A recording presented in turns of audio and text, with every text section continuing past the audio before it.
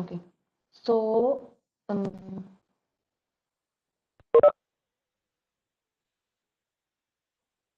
നമ്മൾ കഴിഞ്ഞ ദിവസം ഇൻഫ്ലേഷൻ വരെയല്ലേ പറഞ്ഞു നിർത്തിയത്?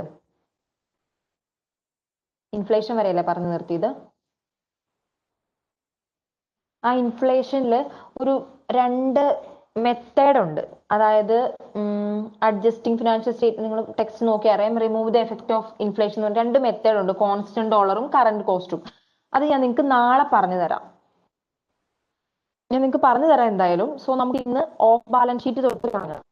പുതിയൊരു ടോപ്പിക്. അപ്പൊ അവിടെ തൊട്ട് തുടങ്ങാം. കാരണം ഇതിനിപ്പോ 2 ദിവസം കൊണ്ട് നമുക്ക് ഈ ക്ലാസ് തീർക്കണം. സോ ഇത് ഞാൻ പറഞ്ഞു തന്നിട്ട് അത് ഞാൻ പറഞ്ഞുതരാം കേട്ടോ. ഓഫ് ബാലൻസ് ഷീറ്റ് ഐറ്റംസ് തൊട്ട് നമുക്ക് സ്റ്റാർട്ട് ചെയ്യാം. ഞാൻ ഇതിന്റെ കൺസെപ്റ്റ്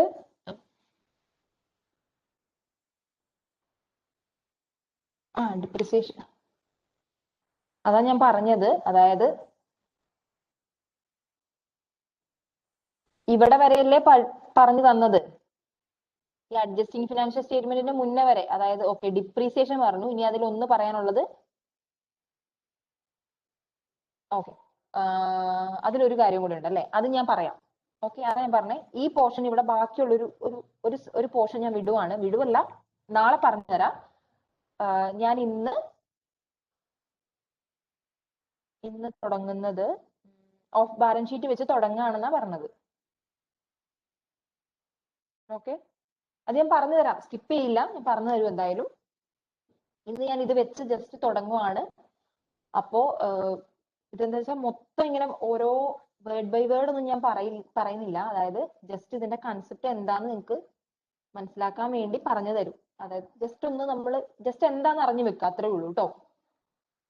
ഓക്കെ, സോ എന്താ ഓഫ് ബാലൻസ് ഷീറ്റ് ഫിനാൻസിംഗ് എന്ന് പറഞ്ഞിട്ടുണ്ടെങ്കിൽ? ഓഫ് ബാലൻസ് ഷീറ്റ് ഫിനാൻസിംഗ്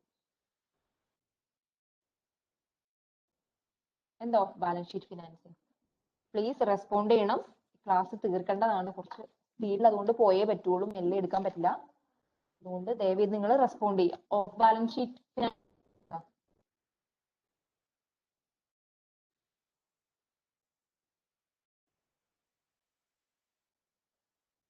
എന്താ? ഓഫ് ബാലൻസ് ഷീറ്റ് ഫിനാൻസിങ് കേൾക്കുന്നില്ലേ? കേൾക്കാൻ പറ്റുന്നില്ലേ? ഹലോ,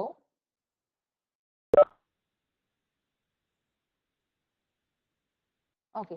അതായത് ഓഫ് ബാലൻസ് ഷീറ്റ് എന്ന് വെച്ചിട്ടുണ്ടെങ്കിൽ, ഓഫ് ബാലൻസ് ഷീറ്റ് ഫിനാൻസിങ് വെച്ചിട്ടുണ്ടെങ്കിൽ, നമ്മൾ ചില ട്രാൻസാക്ഷൻസ് അല്ലെങ്കിൽ ചില ഐറ്റംസ് അതിന്റെ ബെനഫിറ്റ്സ് നമ്മൾ ഉപയോഗിക്കുന്നുണ്ടാവും, അല്ലെങ്കിൽ അതിന്റെ ബെനഫിറ്റ്സ് നമുക്ക് കിട്ടുന്നുണ്ട്.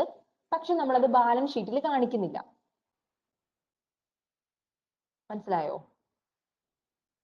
ഓക്കെ, അതായത് ബെനഫിറ്റ്സ് നമുക്ക് കിട്ടുന്നുണ്ട്, പക്ഷെ നമ്മളത് ബാലൻസ് ഷീറ്റിൽ കാണിക്കുന്നില്ല. ഇപ്പൊ ബാലൻസ് ഷീറ്റിൽ കാണിക്കാതിരിക്കുമ്പോൾ, അതായത് ഇപ്പൊ ചിലപ്പോൾ ഒരു ലോൺ, ഡെപ്റ്റ് എടുക്കുന്നത്, അങ്ങനെ ചില ഐറ്റംസ്, ഞാൻ ഏതൊക്കെ ഐറ്റംസ് ആണ് എങ്ങനെയാണെന്ന് ഞാൻ പറഞ്ഞു തരാം. അപ്പൊ ഇത് ബാലൻസ് ഷീറ്റ് കാണിക്കാതെ അതിന്റെ ബെനഫിറ്റ്സ് നമ്മൾ നേടുന്നു. അതിനെയാണ് നമ്മൾ ഓഫ് ബാലൻസ് ഷീറ്റ് ഫിനാൻസിംഗ് എന്ന് പറയുന്നത്. ഓഫ് ബാലൻസ് ഷീറ്റ് ഫിനാൻസിംഗ് എന്താണെന്ന് ക്ലിയർ ആയോ?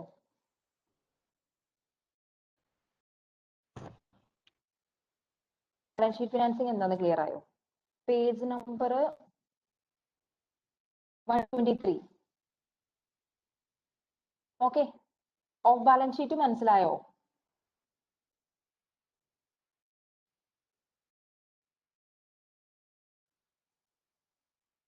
ഹലോ, പ്ലീസ് നിങ്ങൾ റെസ്പോണ്ട് ചെയ്യേ. കേൾക്കുന്നതിൽ എന്തെങ്കിലും ബുദ്ധിമുട്ടുണ്ടോ? അതുകൊണ്ടാണോ റെസ്പോൺസ് വൈകുന്നത്? ഓഫ് ബാലൻസ് ഷീറ്റ് എന്ന് പറഞ്ഞാൽ വേറെ ഒന്നുമില്ല. ഓഫ് ബാലൻസ് ഷീറ്റ് ഫിനാൻസിംഗ് എന്ന് പറഞ്ഞാൽ ചില കാര്യങ്ങൾ, അത് എന്തൊക്കെയാന്ന് ഞാൻ പറഞ്ഞുതരാം. അതിന്റെ ബെനിഫിറ്റ് നമ്മൾ ബാലൻസ് ഷീറ്റിൽ കാണിക്കുന്നില്ല. അതിനെയാണ് ഓഫ് ബാലൻസ് ഷീറ്റ് ഫിനാൻസിംഗ് എന്ന് പറയുന്നത്. അത് ആദ്യം പറയുന്നത് ഓപ്പറേറ്റിംഗ് ലീസ് ആണ്. നിങ്ങൾക്കറിയാം ലീസ് എന്ന് വെച്ചാൽ എന്താ? ലീസിന് എടുക്കാന്ന് പറഞ്ഞാൽ പാട്ടത്തിന് എടുക്കുക അല്ലെ? കുറച്ച് കാലത്തേക്ക് നമ്മൾ എടുക്കുക, ചിലപ്പോൾ കുറച്ച് കൂടുതൽ കാലത്തേക്ക് അല്ലെങ്കിൽ കുറച്ച് കാലത്തേക്കൊക്കെ നമ്മൾ അസറ്റുകളൊക്കെ മേടിക്കുന്നതിനെ നമ്മൾ ലീസ് എന്ന് പറയുന്നത്. പാട്ടത്തിന് എടുക്കുക, അത് ഉപയോഗിക്കാനുള്ള റൈറ്റ് നമ്മൾ വാങ്ങുന്നു, അതിനാണ് ലീസ് എന്ന് പറയാം. ഓപ്പറേറ്റിംഗ് ലീസ് എന്ന് വെച്ചാൽ എന്താ നിങ്ങൾക്ക് അറിയോ? ഇത് ടെക്സ്റ്റ് കാണുന്നില്ലേ? നിങ്ങളുടെ ഹോക്ക് ന്യൂ വേർഷൻ ആണോ?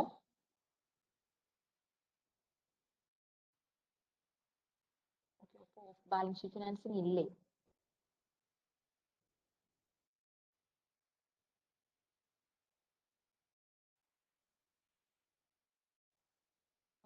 ബട്ട് ഞാൻ സ്കിപ്പ് ചെയ്യുന്നില്ല. ഓഫ് ബാലൻസ് ഷീറ്റ് ഫിനാൻസിങ് എന്നത് സ്കിപ്പ് ചെയ്യുന്നില്ല. നിങ്ങൾ ജസ്റ്റ് എവിടെയെങ്കിലും നോട്ട് ചെയ്ത് വെച്ചു. പോർഷൻ സ്കിപ്പ് ചെയ്യുന്നില്ല. ഇൻ കേസ് എവിടെയെങ്കിലും ഉപയോഗിക്കാനുണ്ടെങ്കിൽ ഉപയോഗിച്ചോളൂ. ഞാൻ പറഞ്ഞു സ്കിപ്പ് ചെയ്യുന്നില്ല. ഞാൻ എന്തായാലും പ്രിപ്പയർ ചെയ്തു. ഈ പോർഷൻ ഞാൻ പ്രിപ്പയർ ചെയ്തു. ചിലപ്പോൾ നിങ്ങൾക്ക് എവിടെയെങ്കിലും ഉപയോഗിക്കേണ്ടി വരും. അതുകൊണ്ട് അത് എവിടെയെങ്കിലും നോട്ട് ചെയ്ത് വെച്ചു.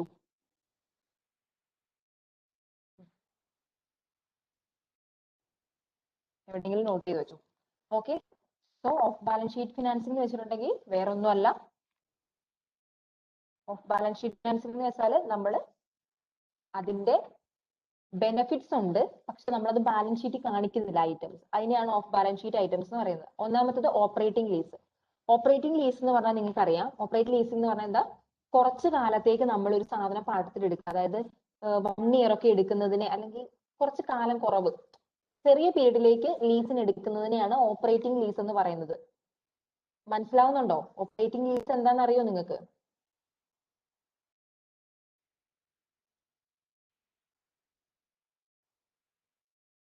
അതായത് ഓപ്പറേറ്റിംഗ് ലീസ് എന്ന് പറഞ്ഞാൽ നമ്മൾ ചെറിയ പീരീഡിലേക്ക് വേണ്ടി ഒരു അസറ്റ് നമ്മൾ എടുക്കുക. ഓക്കെ, ഒരു അസറ്റ് നമ്മൾ വാങ്ങിക്കുമല്ല, നമ്മൾ റെന്റിന് ലീസായിട്ട് എടുക്കുവാണ്. അപ്പൊ എന്താ സംഭവിക്കുന്നതെന്ന് വെച്ചാല്, ഈ ഓപ്പറേറ്റിംഗ് ലീസ് നമ്മൾ ബാലൻസ് ഷീറ്റ്, നമ്മൾ സ്വന്തമായിട്ട് അസറ്റ് മേടിക്കുന്നില്ലല്ലോ, നമ്മൾ പാട്ടത്തിന് എടുക്കുമല്ലേ. അതുകൊണ്ട് തന്നെ നമ്മൾ ആ അസറ്റ് ബാലൻസ് ഷീറ്റ് കാണിക്കുന്നുണ്ടോ? ബാലൻസ് ഷീറ്റ് കാണിക്കുന്നുണ്ടോ? ഇല്ല. അല്ലെങ്കിൽ ഈ ബാലൻസ് ഷീറ്റ് അല്ലെങ്കിൽ ഈ അസറ്റ് വാങ്ങാൻ വേണ്ടി കൊടുത്ത പൈസേനെ, അല്ലെങ്കിൽ അസറ്റ് വാങ്ങാൻ വേണ്ടി നമ്മൾ പൈസ ഒന്നും പേ ചെയ്തിട്ടില്ല. അതുകൊണ്ട് തന്നെ അത് ലയബിലിറ്റികളിലും അസറ്റിന് വേണ്ടി മുടക്കിയ പണം എന്നൊന്നും വരില്ല. ഇത് വരുന്നത് എവിടെയാ? നമ്മൾ ഓരോ മന്ത് ഇതിന്റെ ഇൻട്രസ്റ്റ് പേ ചെയ്യുന്നത് ഇൻകം സ്റ്റേറ്റ്മെന്റിൽ മാത്രമേ വരുള്ളൂ, ബാലൻസ് ഷീറ്റിൽ വരില്ല. അതുകൊണ്ട് തന്നെ ബാലൻസ് ഷീറ്റിൽ അസറ്റ് വാങ്ങാനുള്ള ലയബിലിറ്റി ഉണ്ടാവില്ല.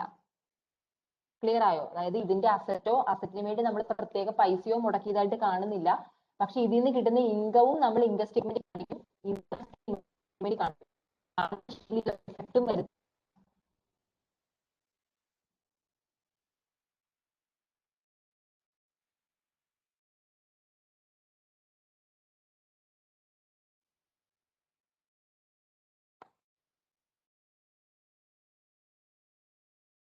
ക്ലിയർ ആയോ?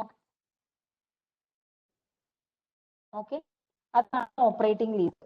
അതായത് ഓപ്പറേറ്റിംഗ് ലീസിൽ ബാലൻസ് ഷീറ്റിൽ ഒരു എഫക്റ്റും വരുന്നില്ല. ഓക്കെ, ഇതിന്റെ പീരിയോഡിക് പേയ്മെന്റ്സ് ഒക്കെ നമ്മൾ ഓപ്പറേറ്റിംഗ് ലീസിന്റെ പീരിയോഡിക് പേയ്മെന്റ്സ് ഒക്കെ ഇൻകം സ്റ്റേറ്റ്മെന്റ് മാത്രമേ കാണിക്കുന്നുള്ളൂ. ക്ലിയർ ആയോ? അതുകൊണ്ടാണ് ബാലൻസ് ഷീറ്റിനെ ഓപ്പറേറ്റിംഗ് ലീസിനെ ബാലൻസ് ഷീറ്റ് ആയിട്ട് പറയുന്നത്. ക്ലിയർ ആയോ? ഇത് ഇല്ലാത്തതുകൊണ്ടാണ് ഞാൻ ഡീറ്റെയിൽ ആയിട്ട് എടുത്തു പോകാത്ത ജസ്റ്റ് കാര്യം പറയുന്നത്. ഓക്കെ, ഇനിയുള്ളത് special purpose entity. Okay, special purpose entity എന്താന്ന് ഞാൻ പറയാം. നമുക്കറിയാം, നമ്മൾ ഒരു കമ്പനിക്ക് സബ്സിഡറീസ് ഉണ്ടെന്ന് വിചാരിക്കും. കമ്പനിക്ക് സബ്സിഡറി നമുക്കറിയാം, കൺസോളിഡേറ്റ് ചെയ്യണം. ശരിയല്ലേ? ഒരു കമ്പനിക്ക് സബ്സിഡറി കമ്പനീസ് ഉണ്ട്. കമ്പനി കൺസോളിഡേറ്റ് ചെയ്യണം അല്ലെ?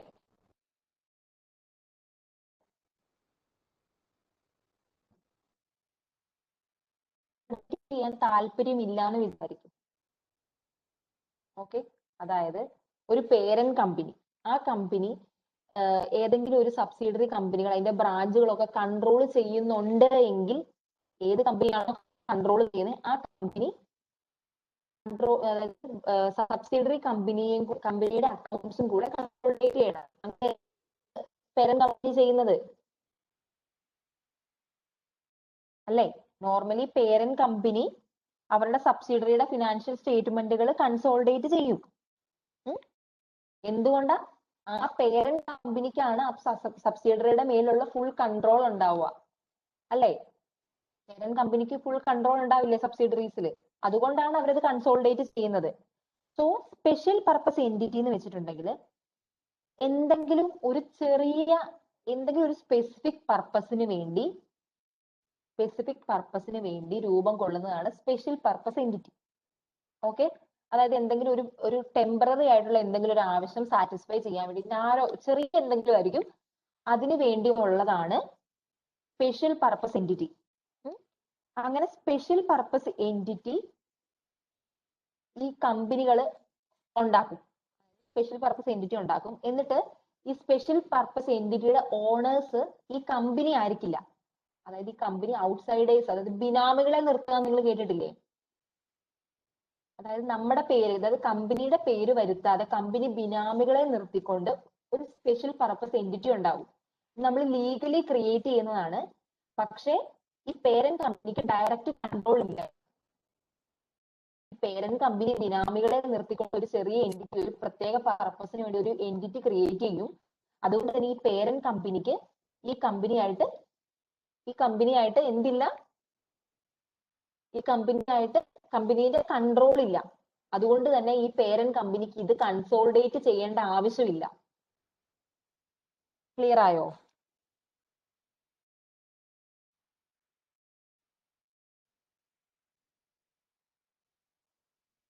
ഓക്കെ, അതിനെയാണ് നമ്മൾ സ്പെഷ്യൽ, അതായത് നമ്മൾ ഒരു പേരന്റ്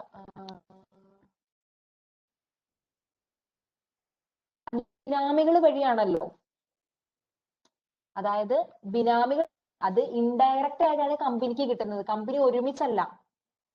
അതായത് കമ്പനി എന്ത് ചെയ്യും? സാധാരണ ഒരു പേരന്റ് കമ്പനിക്ക് അവരുടെ സബ്സിഡറീസിന്റെ മേലിൽ കൺട്രോൾ ഉണ്ട്.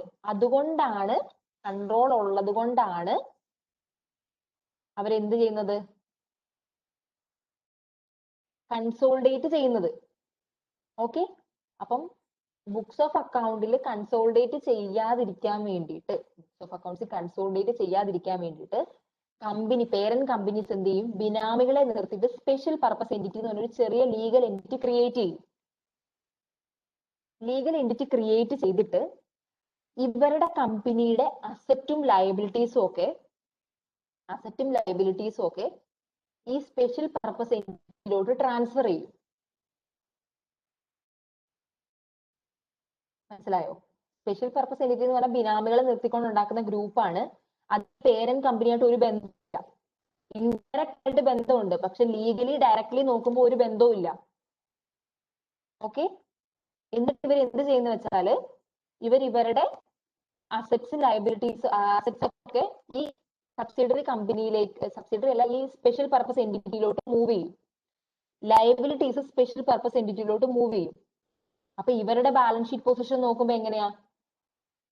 അതായത് പേരന്റ് കമ്പനിയുടെ ബാലൻസ് ഷീറ്റ് എങ്ങനെയാ?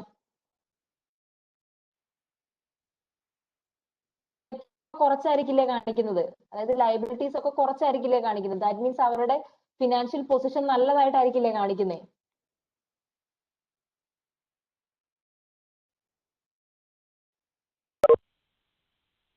ക്ലിയർ ആയോ? അതായത് കമ്പനി അവരുടെ ഇപ്പം അസറ്റ്സ് ട്രാൻസ്ഫർ ചെയ്യണമെങ്കിൽ അസറ്റ്സ് ട്രാൻസ്ഫർ ചെയ്യാൻ, ലയബിലിറ്റീസ് ഒക്കെ ട്രാൻസ്ഫർ ചെയ്യുകയും ചെയ്യും. പക്ഷെ ഈ ഡയറക്റ്റ് ആയിട്ട് ഒരു റിലേഷൻഷിപ്പ് ഇല്ലാത്തത് കൊണ്ട് തന്നെ നമ്മുടെ പേരന്റ് കമ്പനിക്ക് അത് അവരുടെ ബുക്സ് ഓഫ് അക്കൗണ്ടിൽ കൺസോളിഡേറ്റ് ചെയ്യുകയും വേണ്ട. ഇതാണ് സ്പെഷ്യൽ പർപ്പസ് എന്ന് പറയുന്നത്. ഓക്കെ, ഇനി ഒരെണ്ണമുള്ളത് വേരിയബിൾ എൻറ്റിറ്റീസ്. ഇതിന്റെ തന്നെ ഇപ്പൊ പറയുന്ന പേരാണ് variable interest entity. Variable interest entity നമ്മൾ ചെയ്യുന്നത് എന്താന്ന് വെച്ചാല് മെയിൻ ആയിട്ട് അതുപോലെ ഒരു സ്പെഷ്യൽ പർപ്പസിന് വേണ്ടി കമ്പനി ക്രിയേറ്റ് ചെയ്യും. ഇപ്പോ കൂടിയൊക്കെ ആയിരിക്കും സ്പെഷ്യൽ പർപ്പസിന് വേണ്ടി ഒരു കമ്പനി പോലെ രൂപീകരിക്കുന്നത്. ഇതിൽ പ്രൈമറി ബെനിഫിഷ്യറി, സെക്കൻഡറി ബെനിഫിഷ്യറി എന്ന് പറഞ്ഞ് ഇങ്ങനെ ഓരോ ബെനിഫിഷ്യറി നിയോഗിക്കും. സ്പെഷ്യൽ പർപ്പസ് എൻറ്റിറ്റി മനസ്സിലായില്ലേ? ഇതുപോലെ തന്നെ ലീഗലി ആയിട്ട് ക്രിയേറ്റ് ചെയ്യുന്ന കുറച്ച് ഇൻവെസ്റ്റേഴ്സ് കൂടി ക്രിയേറ്റ് ചെയ്യുന്നതാണ് വേരിയബിൾ ഇൻട്രസ്റ്റ് എൻറ്റിറ്റി. ഒരു സ്പെഷ്യൽ പർപ്പസിന് വേണ്ടി കുറച്ച് ആൾക്കാർ കുറെ കമ്പനികൾ കൂടി ക്രിയേറ്റ് ചെയ്യുന്നതാണ് variable interest entity. Variable interest എൻറ്റിറ്റിയിൽ എന്താ ചെയ്യുന്നതെന്ന് വെച്ചിട്ടുണ്ടെങ്കിൽ ഒരു പ്രൈമറി ബെനിഫിഷ്യറി, സെക്കൻഡറി ബെനിഫിഷ്യറി എന്ന് പറഞ്ഞ് ഓരോ ആൾക്കാരെ, ഓരോ കമ്പനീനെ അലോക്കേറ്റ് ചെയ്യും. ആരാണോ പ്രൈമറി ബെനിഫിഷ്യറി ആയിട്ടുള്ളത് അവർക്കായിരിക്കും ഈ പ്രോഫിറ്റിന്റെ പ്രൈമറി, അതായത് റൈറ്റ്, ഈ ഇൻട്രസ്റ്റ്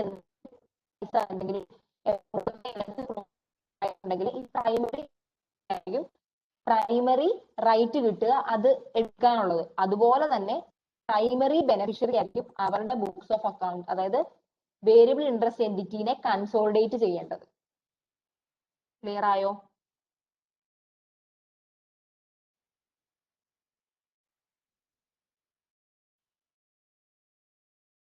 ഓക്കെ, അത്രേ ഉള്ളൂ വേരിയബിൾ ഇൻട്രസ്റ്റ് എൻറ്റിറ്റി എന്ന് പറയുന്നത്.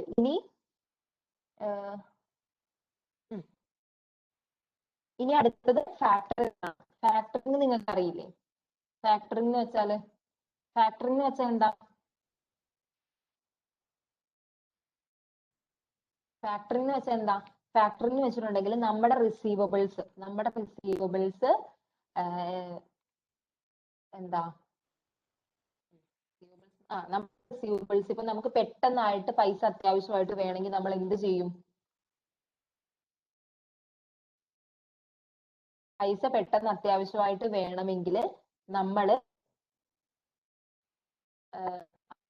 ഫാക്ടർ എന്ന് പറയുന്ന ഒരാൾ, ഫാക്ടറിംഗ് എന്താ നിങ്ങൾക്ക് അറിയാൻ പാടില്ല? ഫാക്ടറിംഗ് എന്താ പാടില്ല?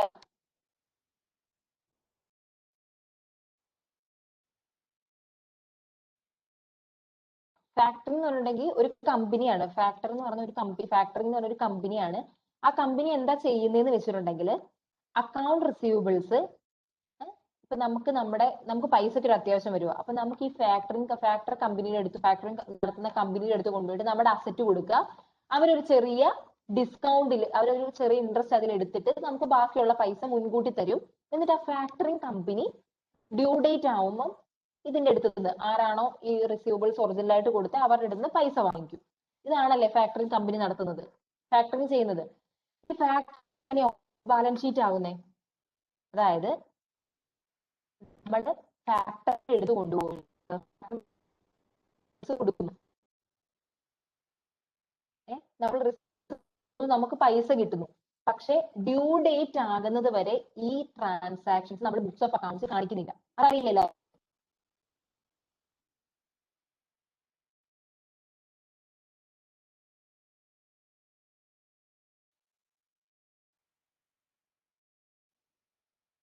ഹലോ, കേൾക്കുന്നില്ലേ? അതറിയില്ലേ നിങ്ങൾക്ക്? ഹലോ, അതായത് നമ്മള് ഫാക്ടറിന്റെ അടുത്ത് നമ്മള് റിസീവബിൾസ് ഫാക്ടറിന്റെ അടുത്ത് കൊടുത്തിട്ട് അവരുടെ പൈസ ഒറിജിനലി ഇത് ഡ്യൂ ആകുന്നത് വരെ നമ്മൾ മീൻസ്, അതായത് പൈസ കിട്ടിയാലും നമ്മൾ റിസീവബിൾസ് കുറഞ്ഞതായിട്ട് ബാലൻസ് ഷീറ്റിൽ കാണിക്കുന്നില്ല. അതിന്റെ എഫക്ട് ബാലൻസ് ഷീറ്റിൽ കാണിക്കുന്നില്ല. അതാണ് ഓഫ് ബാലൻസ് ഷീറ്റ് എന്ന് പറയാൻ കാരണം. ക്ലിയർ ആയോ?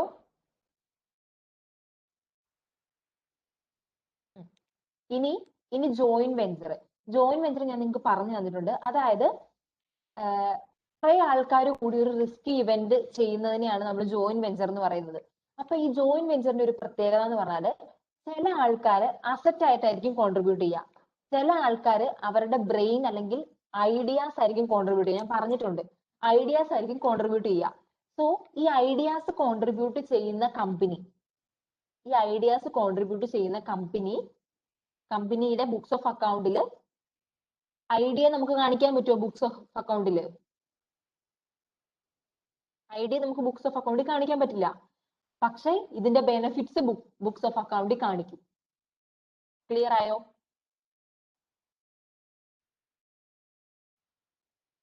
ഓക്കെ, അതുകൊണ്ട് തന്നെ അവരുടെ ഓഫ് ബാലൻസ് ഷീറ്റ് ആയതുകൊണ്ട് അവരുടെ ഇൻകം കൂട്ടി കാണിച്ചു. കാരണം അവരുടെ ഇൻകം കൂടുന്നുണ്ട്, പക്ഷെ നമ്മുടെ കയ്യിൽ നിന്ന് ക്വാളിറ്റേറ്റീവ് ടേംസിലുള്ള സാധനമാണ് പോയിരിക്കുന്നത്. അത് നമുക്ക് ബുക്സ് ഓഫ് അക്കൗണ്ടിൽ കാണിക്കാൻ പറ്റില്ല. അതൊരു ഓഫ് ബാലൻസ് മനസ്സിലായോ? ജോയിന്റ് വെഞ്ചർ മനസ്സിലായോ?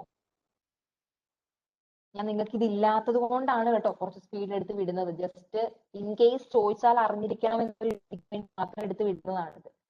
ഇനി എന്തുകൊണ്ടാണ് company off balance sheet item off balance sheet financing use ചെയ്യുന്നതെന്നാണ് പറഞ്ഞിരുന്നത്. കാരണം നമ്മുടെ ലയബിലിറ്റീസ് നമുക്ക് ചില കേസുകളിലൊക്കെ ലയബിലിറ്റീസ് കുറച്ച് കാണിക്കാം. കാരണം നമ്മൾ ഓപ്പറേറ്റിംഗ് ലീസ് ചെയ്യുന്നത് വഴി നമ്മുടെ അസറ്റ് പർച്ചേസ് ചെയ്യാനുള്ള ഒരു വലിയ എമൗണ്ട് നമ്മൾ ബുക്സ് ഓഫ് അക്കൗണ്ടിൽ കാണിക്കുന്നില്ല. സോ നമ്മുടെ ലയബിലിറ്റി കുറഞ്ഞിരിക്കും. ശരിയല്ലേ?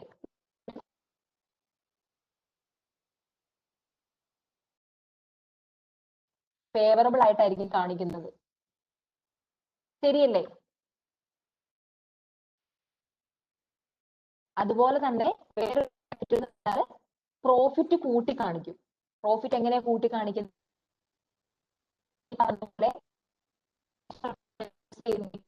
നമ്മുടെ കയ്യിൽ നിന്ന് ഒന്നും പോയതായിട്ട് കാണിക്കുന്നില്ല, പക്ഷെ നമുക്ക് ഒത്തിരി ബെനിഫിറ്റ് കിട്ടുന്നതായിട്ട് കാണിക്കുന്നുണ്ട്. നമ്മുടെ പ്രോഫിറ്റ് ഓവർ സ്റ്റേറ്റ് ചെയ്ത് കാണിക്കും. എന്തിനാണ് ഫിനാൻസിങ് യൂസ് ചെയ്യുന്നത്? ക്ലിയർ ആയോ?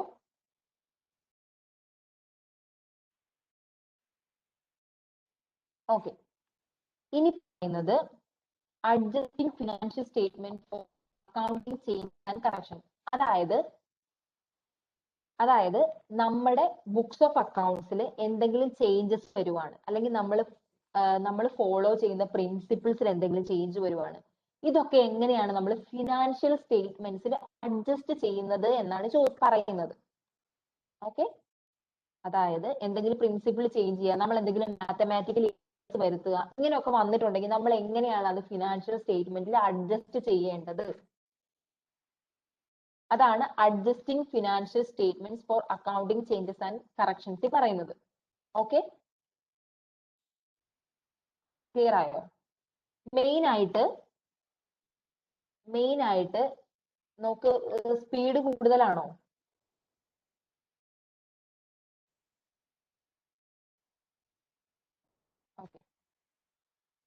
ഓക്കെ. സോ മെയിൻ ആയിട്ട് 4 ടൈപ്പ് ഓഫ് കറക്ഷൻസ് ആണ് പറയുന്നത്, അല്ലെങ്കിൽ ചേഞ്ചസ് അല്ലെങ്കിൽ കറക്ഷൻസ് ആണ് 4 ടൈപ്പ് ആണ് ഉള്ളത്. ഒന്നാമത്തത് ചേഞ്ച് ഇൻ അക്കൗണ്ടിംഗ് പ്രിൻസിപ്പിൾ. അതായത് ഒരു ഒരു ഗ്യാപ്പ് പ്രിൻസിപ്പിളിൽ നിന്ന് നമ്മൾ മറ്റൊരു ഗ്യാപ്പ് പ്രിൻസിപ്പിളിലേക്ക് മാറുന്നു. അതിനെയാണ് ചേഞ്ച് ഇൻ അക്കൗണ്ടിംഗ് പ്രിൻസിപ്പിൾ എന്ന് പറയുന്നത്. അതായത് നമ്മൾ സ്ട്രെയിറ്റ് ലൈൻ മെത്തേഡ് യൂസ് ചെയ്തുകൊണ്ടിരുന്ന ഒരു കമ്പനി ഡിമിനിഷിംഗ് ബാലൻസ് ഡിപ്രിസിയേഷൻ മെത്തേഡിലേക്ക് മാറുന്നു. അല്ലെങ്കിൽ ഇൻവെന്ററി ലിഫോ യൂസ് ചെയ്തുകൊണ്ടിരുന്ന ഒരു കമ്പനി ലിഫോയിലേക്ക് മാറുന്നു. അങ്ങനെ മാറുന്നതിനെ, അതായത് അതായത് ഗ്യാപ്പിലുള്ള US ഗ്യാപ്പ് പ്രിൻസിപ്പിൾ തന്നെ ആയിരിക്കണം ഒരു US ഗ്യാപ്പ് പ്രിൻസിപ്പിളിൽ നിന്ന് മറ്റൊരു US ഗ്യാപ്പ് പ്രിൻസിപ്പിളിലേക്ക് മാറുന്നതിനെയാണ് നമ്മൾ ചേഞ്ച് ഇൻ അക്കൗണ്ടിംഗ് പ്രിൻസിപ്പിൾ എന്ന് പറയുന്നത്.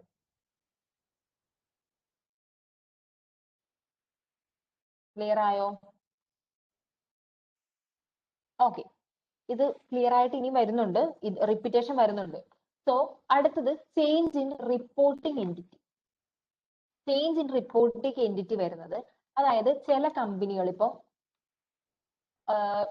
നമുക്കറിയാം പേരന്റ് കമ്പനി ആണല്ലോ നമ്മൾ റിപ്പോർട്ടിംഗ് എൻറ്റിറ്റി എന്ന് പറയുന്നത്. അപ്പോ മിസ്റ്റേക്ക് ആയിട്ട് അല്ലെങ്കിൽ എന്തെങ്കിലും ഒരു മിസ്റ്റേക്ക് പോലെ ചില കമ്പനീസ്, അതായത് സബ്സിഡറീസ് അവരെ ഓരോ സബ്സിഡറീസ് എന്ന് പറയുമ്പോൾ ഇൻഡിവിജ്വൽ എൻറ്റിറ്റി ആണല്ലോ, ഇൻഡിവിജ്വൽ എൻറ്റിറ്റിയും അവരുടെ ബുക്സ് ഓഫ് അക്കൗണ്ട്സ് കൺസോൾട്ടേഷൻ നടത്തുകയാണ്. ശരിക്കും പേരന്റ് കമ്പനി മാത്രമല്ലേ കൺസോൾട്ടേറ്റ് ചെയ്യുന്നത്? പേരന്റ് കമ്പനി മാത്രമല്ലേ കൺസോൾട്ടേറ്റ് ചെയ്യേണ്ടത്? അതിന് പകരം ചില സാഹചര്യത്തിൽ ഇൻഡിവിജ്വൽ എൻറ്റിറ്റി, അതായത് ഓരോ സബ്സിഡറി കമ്പനികളും കൺസോൾട്ടേഷൻ നടത്തുക. ഓക്കെ, അത് തെറ്റാണ്, അത് നമുക്ക് ചേഞ്ച് ചെയ്യണം. അപ്പം റിപ്പോർട്ടിംഗ് എൻറ്റിറ്റി തന്നെ ചേഞ്ച് ചെയ്തു. ഒരു റിപ്പോർട്ടിംഗ് എൻറ്റിറ്റിക്ക് പകരം ഒരുപാട് റിപ്പോർട്ടിംഗ് എൻറ്റിറ്റി വന്നു. ശരിയല്ലേ? എല്ലാരും എല്ലാവരുടെയും ബുക്സ് ഓഫ് അക്കൗണ്ട് കൺസോൾട്ടേറ്റ് ചെയ്തുകൊണ്ടിരിക്കുകയാണ്. ഇപ്പൊ 5 കമ്പനി ഉണ്ട്. ഈ 5 കമ്പനികളിലും ഇപ്പം ABCD ഉണ്ട്. A എന്ന് പറയുന്ന കമ്പനി ABCD ഫുള്ള് കൺസോൾട്ടേറ്റ് ചെയ്തു. B എന്ന് പറയുന്ന കമ്പനി ABCD ഫുള്ള് കൺസോൾട്ടേറ്റ് ചെയ്തു. സോ റിപ്പോർട്ടിംഗ് എൻറ്റിറ്റി ചേഞ്ച് ചെയ്യുവാണ്. ശരിയല്ലേ? ഒന്നിൽ കൂടുതൽ റിപ്പോർട്ടിംഗ് എൻറ്റിറ്റി വന്നു. അതാണ് ചേഞ്ച് ഇൻ റിപ്പോർട്ടിംഗ് എൻറ്റിറ്റി ഒരു കേസ്. രണ്ടാമത്തെ കേസ് എന്ന് പറഞ്ഞിട്ടുണ്ടെങ്കിൽ ഇപ്പൊ ഒരു കമ്പനിക്ക് 5 സബ്സിഡറീസ് ഉണ്ട്. ഓക്കെ, 5 സബ്സിഡറീസിനെ നമ്മൾ എല്ലാ കൊല്ലവും കൺസോളിഡേറ്റ് ചെയ്ത് വരികയാണ്. സോ 6th ഇയറിലും ഇപ്പൊ ഒരു അടുത്ത കൊല്ലവും നമ്മൾ അങ്ങനെ തന്നെ കൺസോളിഡേറ്റ് ചെയ്തു. പക്ഷേ ഇപ്പോ അറ്റ് പ്രസന്റ് ആ കമ്പനി നമ്മുടെ സബ്സിഡറി അല്ല. മനസ്സിലായോ? നമ്മുടെ സബ്സിഡറി അല്ല, പക്ഷെ നമ്മുടെ കൺസോളിഡേഷനിൽ വന്നു. അത് തെറ്റല്ലേ? അതൊരു ഇറർ അല്ലേ? അതായത് വർഷങ്ങളായിട്ട് നമ്മുടെ സബ്സിഡറി ആയിരുന്ന ഒരു കമ്പനി. അപ്പൊ നമ്മുടെ സബ്സിഡറി ആണെന്നുള്ള രീതിയിൽ നമ്മൾ ഈ കൊല്ലവും കറണ്ട് ഇയറിൽ നമ്മൾ അതിനെ കൺസോളിഡേറ്റ് ചെയ്തു. പക്ഷെ അത് നമ്മുടെ ഈ ഇയർ തൊട്ട് നമ്മുടെ സബ്സിഡറി അല്ല ആ കമ്പനി. അങ്ങനെ ആകുമ്പോൾ അത് തെറ്റല്ലേ? നമ്മുടെ ഓവർസ്റ്റേറ്റ് ചെയ്ത് കാണിക്കില്ലേ എല്ലാ എമൗണ്ട്സും? ഇതാണ് ചേഞ്ച് ഇൻ റിപ്പോർട്ടിംഗ് എന്റിറ്റിയിലെ 2 കേസ്. ഒന്ന്, എല്ലാരെയും കൺസോളിഡേറ്റ് ചെയ്ത് സ്റ്റേറ്റ്മെന്റ് പ്രിപ്പയർ ചെയ്യുകയാണ്. ഇൻഡിവിജ്വൽ എന്റിറ്റി സെപ്പറേറ്റ് ആയിട്ട് കൺസോളിഡേഷൻ സ്റ്റേറ്റ്മെന്റ് പ്രിപ്പയർ ചെയ്യുകയാണ്. ഇനി രണ്ടാമത്തേന്ന് വെച്ചിട്ടുണ്ടെങ്കിൽ ഇതുവരെ സബ്സിഡറി ആയിരുന്ന ഒരു കമ്പനി, ഒരു സബ്സിഡറി ആയിരുന്നു, അത് ഇപ്പൊ നമ്മുടെ സബ്സിഡറി അല്ല. സോ അതിനെ നമ്മൾ കൺസോളിഡേഷനിൽ ഇൻക്ലൂഡ് ചെയ്തു. അപ്പോഴും അത് തെറ്റാണ്. ഇനി മൂന്നാമത്തത് correction of an error. Correction of an error എന്ന് പറയുന്നത് നമ്മൾ എമൗണ്ട് എഴുതിയപ്പോഴോ അല്ലെങ്കിൽ നമ്മൾ ഏതെങ്കിലും ഒരു പ്രിൻസിപ്പിൾ അപ്ലൈ ചെയ്തപ്പോഴൊക്കെ തെറ്റായ പ്രിൻസിപ്പിൾ അപ്ലൈ ചെയ്തു, അല്ലെങ്കിൽ എഴുതിയ എമൗണ്ടുകൾ മാറിപ്പോയി, അങ്ങനെ വരുന്നതാണ് കറക്ഷൻ ഓഫ് ആൻ ഇറർ എന്ന് പറയുന്നത്. ഇറർ ആണ്, തെറ്റ് സംഭവിച്ചു, അത് കറക്ഷൻ ഓഫ് ആൻ ഇറർ എന്ന് പറയുന്നത്. ഇനി A change in accounting estimate. അതായത് എസ്റ്റിമേറ്റ് എന്ന് വെച്ചാൽ എന്താ? എസ്റ്റിമേറ്റ് എന്ന് വെച്ചാൽ എന്താ? ഇവിടെ പറയുന്നുണ്ട് change in estimated warranty cost. അതായത് നമ്മള് ഒരു കോസ്റ്റ്, അതായത് വാറന്റി പോലത്തെ ഒക്കെ കോസ്റ്റുകൾ നമ്മൾ എസ്റ്റിമേറ്റ് ചെയ്തു. അതായത് അടുത്ത 4 കൊല്ലത്തേക്ക് ഇത്രയാണ് വരാൻ സാധ്യത. പക്ഷേ ആ കോസ്റ്റ് ചിലപ്പം കൂടാം. കാരണം നമ്മൾ എടുത്ത ഏതെങ്കിലും ഒരു എന്താ പറയാ വാറന്റി കോസ്റ്റ് എസ്റ്റിമേറ്റ് ചെയ്യാൻ എടുത്ത എന്തെങ്കിലും ഒരു ഫാക്ടർ തെറ്റായിരുന്നായിരിക്കാം. അതായത് 5 കൊല്ലം ലൈഫ് ഉള്ള ഒരു പ്രൊഡക്റ്റ് 2 ഇയർ ആണ് നമ്മൾ വാറന്റി കൊടുക്കുന്നതെന്ന് വിചാരിക്കാം. ഓക്കെ, നമ്മൾ 5 കൊല്ലമാണ് ആ പ്രൊഡക്റ്റിന്റെ കംപ്ലീറ്റ് ലൈഫ് എന്ന് ഓർത്താണ് നമ്മൾ 2 കൊല്ലം വാറന്റി എസ്റ്റിമേറ്റ് ചെയ്തത്. പക്ഷെ പിന്നീട് നമ്മൾ അറിയാണ് ആ പ്രൊഡക്റ്റിന്റെ ലൈഫ് ഒരു 10 കൊല്ലം ഉണ്ടെന്ന്. അപ്പൊ നമ്മുടെ എസ്റ്റിമേഷൻ തെറ്റിപ്പോയില്ലേ? നമ്മൾ 2 കൊല്ലത്തേക്ക് എസ്റ്റിമേറ്റ് ചെയ്തുള്ളൂ, പക്ഷെ ചിലപ്പോൾ അത് അതിന് കൂടുതൽ കൊടുക്കേണ്ടി വരും. അങ്ങനെ വരുന്ന മിസ്റ്റേക്കുകളാണ്, അങ്ങനെ വരുന്നതാണ്. അതായത് എന്തെങ്കിലുമൊക്കെ കാരണങ്ങൾ കൊണ്ട് നമ്മൾ ചെയ്ത എസ്റ്റിമേറ്റ്സ് തെറ്റിപ്പോവുക. അതിനെയാണ് ചേഞ്ച് ഇൻ അക്കൗണ്ടിങ് എസ്റ്റിമേറ്റ് എന്ന് പറയുന്നത്. ഇത്ര ക്ലിയർ ആയോ? ഇതിന് ഓരോരോ പോർഷൻ ബേസ് വരുന്നുണ്ട്. ഇപ്പൊ ഇത്രയും ക്ലിയർ ആയോ?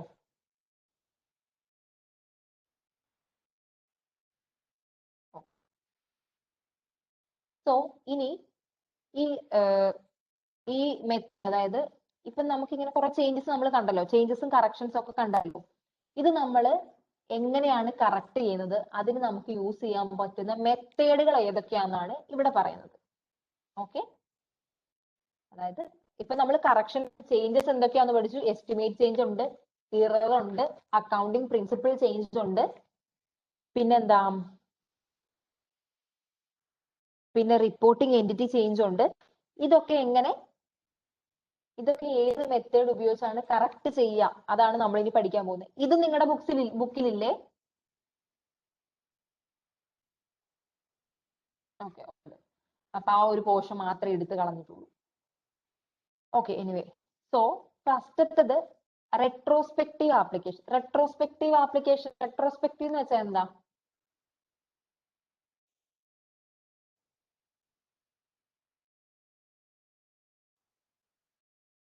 റെട്രോസ്പെക്റ്റീവ് അറിയില്ല. റെട്രോസ്പെക്റ്റീവ് എന്ന് വെച്ചിട്ടുണ്ടെങ്കിൽ പാസ്റ്റിനെയാണ് നമ്മൾ ഉദ്ദേശിക്കുന്നത്. പാസ്റ്റ് റെട്രോസ്പെക്റ്റീവ് എന്ന് പറഞ്ഞാൽ പാസ്റ്റ്, പ്രോസ്പെക്റ്റീവ് എന്ന് പറഞ്ഞാൽ ഫ്യൂച്ചർ. പ്രസന്റ് ആൻഡ് ഫ്യൂച്ചർ ആണ് പ്രോസ്പെക്റ്റീവ്. റെട്രോസ്പെക്റ്റീവ് എന്ന് പറഞ്ഞാൽ ബാക്കോട്ട്, അതായത് പഴയത്.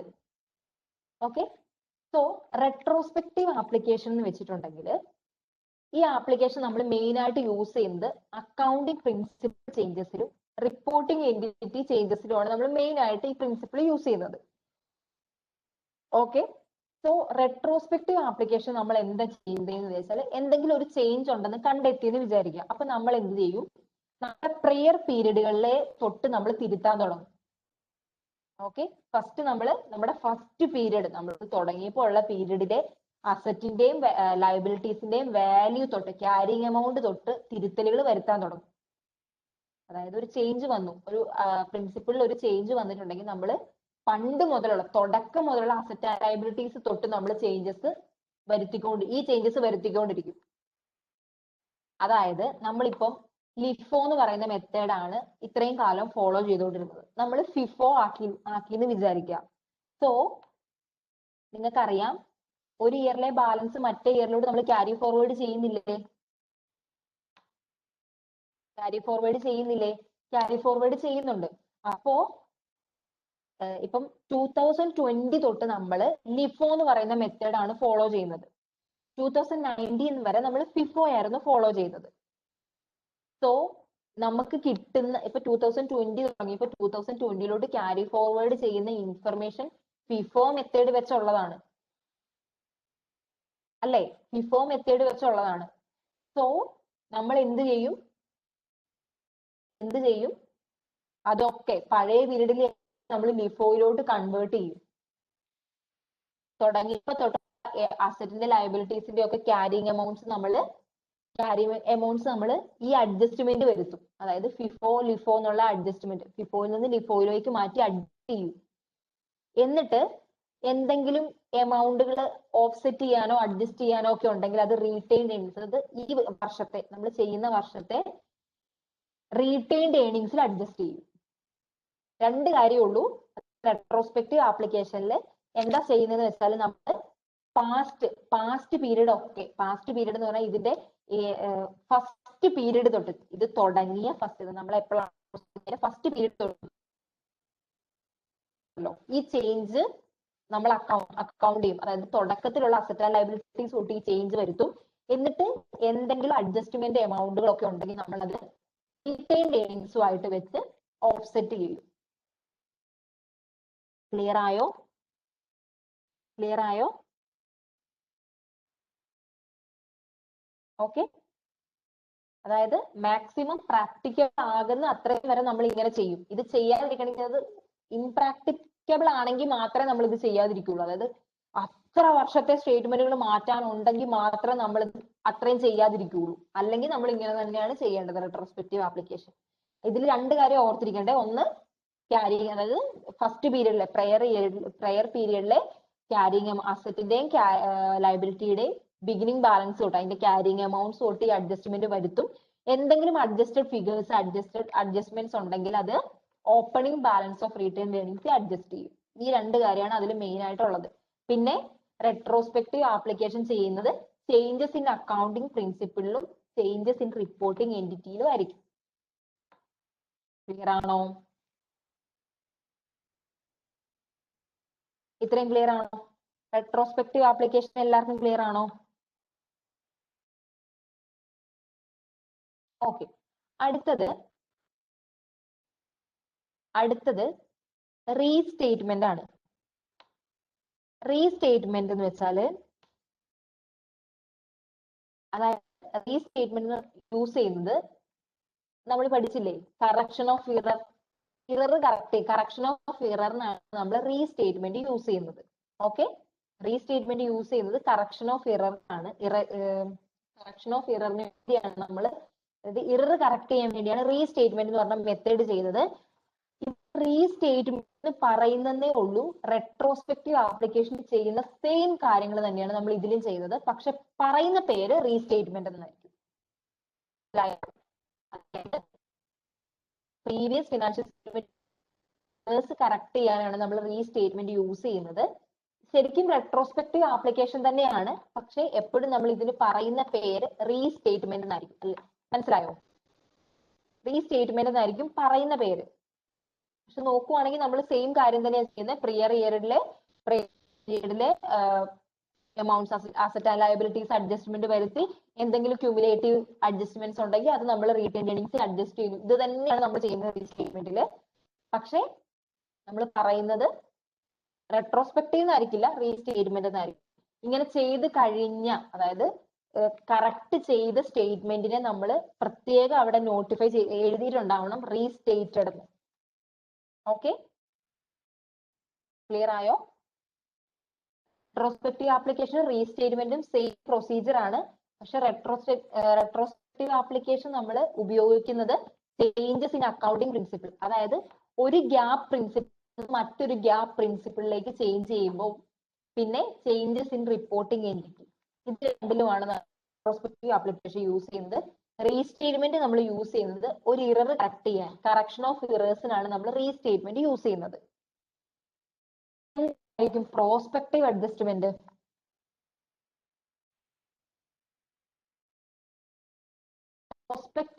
എന്ന് വെച്ചാൽ ഇത്രയേ ഉള്ളൂ, നമ്മൾ ഏത് പീരീഡ് ആണോ ചേഞ്ച് വരുത്തുന്നത് ആ പീരീഡിൽ മാത്രമേ ചേഞ്ചസ് വരുത്തുള്ളൂ. അതായത് ഏത് പീരീഡ് ആണോ ഇത് സംഭവിക്കുന്നത് ആ പീരീഡിൽ മാത്രമേ ചേഞ്ച് വരുത്തുള്ളൂ. പിന്നെ അതിന്റെ എഫക്ട് ഫ്യൂച്ചർ ഇയേഴ്സിലോട്ട് ഉണ്ടെന്ന് തോന്നിയാൽ നമ്മൾ ഫ്യൂച്ചറിലേക്കും അത് തന്നെ ഫോളോ ചെയ്യും. ക്ലിയർ ആയോ?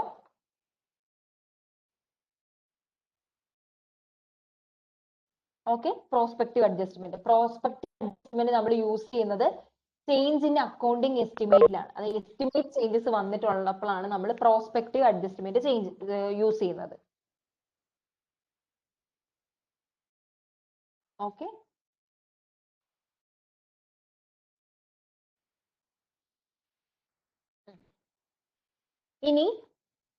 ഇനി അടുത്തത് ഇത് തന്നെ വിശദീകരിച്ച് പറയുന്നതാണ്. ഞാൻ ജസ്റ്റ് അതിൽ എന്താ ഉള്ളതെന്ന് വെച്ചാൽ ഞാൻ പറഞ്ഞുതരാം. ഇനിയുള്ളത് accounting for changes in accounting principle, അതായത് ഓരോ ചേഞ്ചും അതിന് യൂസ് ചെയ്യുന്നതും കൂടെ ഒരുമിച്ച് പറയുന്നതാണ്.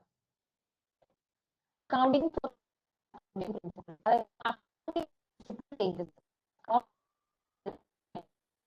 ഒരു US പ്രിൻസിപ്പിളിൽ നിന്ന് മറ്റൊരു US GAAP പ്രിൻസിപ്പിളിലേക്ക് മാറുന്നത്. ഫോർ എക്സാമ്പിൾ ഫിഫോ യൂസ് ചെയ്ത് എവിടെയെങ്കിലും നോട്ട് ചെയ്ത് വെച്ചോളാം. ഫിഫോ യൂസ് ചെയ്തിരുന്ന ഒരു കമ്പനി ലിഫോ യൂസ് ചെയ്യുന്നത്, അല്ലെങ്കിൽ സ്ട്രേറ്റ് ലൈൻ മെത്തേഡ് യൂസ് ചെയ്തിരുന്ന ഒരു കമ്പനി ഡിപ്രീസിയേഷന് വേണ്ടി മറ്റൊരു മെത്തേഡ് യൂസ് ചെയ്യുന്നത്. ഇതാണ് accounting for changes in accounting principles എന്ന് പറയുന്നത്. ചേഞ്ചസ് ഇൻ അക്കൗണ്ടിങ് പ്രിൻസിപ്പിൾസ് പറഞ്ഞാൽ വൺ US GAAP മെത്തേഡിൽ നിന്ന് അനദർ US GAAP മെത്തേഡിലേക്ക് മാറും. ഓക്കെ, ഇനി ഒരു കാര്യം എന്ന് വെച്ചാൽ ഏതെങ്കിലും ഒരു കമ്പനി ഒരു US GAAP പ്രിൻസിപ്പിളിൽ നിന്ന് മറ്റൊരു പ്രിൻസിപ്പിളിലേക്ക് മാറുവാണെന്ന് വിചാരിക്കുക. അതിന് ഒരു തക്കതായ, അതായത് എന്തുകൊണ്ടാണ് നമ്മൾ ഫിഫോയിൽ നിന്ന് ലിഫോയിലേക്ക് മാറിയെന്നുള്ളൊരു റീസൺ, വ്യക്തമായ റീസൺ കമ്പനി കൊടുത്തിരിക്കണം. ക്ലിയർ ആയോ? അതായത് ലിഫോ മെത്തേഡ് യൂസ് ചെയ്യുന്നതിനേക്കാളും ടാക്സ് ഡിഡക്ഷൻ വരുന്നത് ഫിഫോ യൂസ്, അതൊക്കെ ഒരു റീസൺ ആണ്, ഒരു ജസ്റ്റിഫിക്കേഷൻ ആണ്. അതായത് നമുക്ക് ടാക്സ് കോൺസിക്വൻസസ് കുറയുന്നത് ഇന്ന മെത്തേഡ് യൂസ് ചെയ്യുന്നതുകൊണ്ടാണ്, അതുകൊണ്ടാണ് ഇതിലേക്ക് മാറുന്നത്. അതൊക്കെ ഒരു ജെന്യൂൻ ആയ എന്തുകൊണ്ട് കമ്പനി ഇത് മാറുന്നു എന്നുള്ള റീസൺ കൃത്യമായിട്ട് കാണിച്ചിരിക്കണം. ഓക്കെ, ക്ലിയർ ആയോ?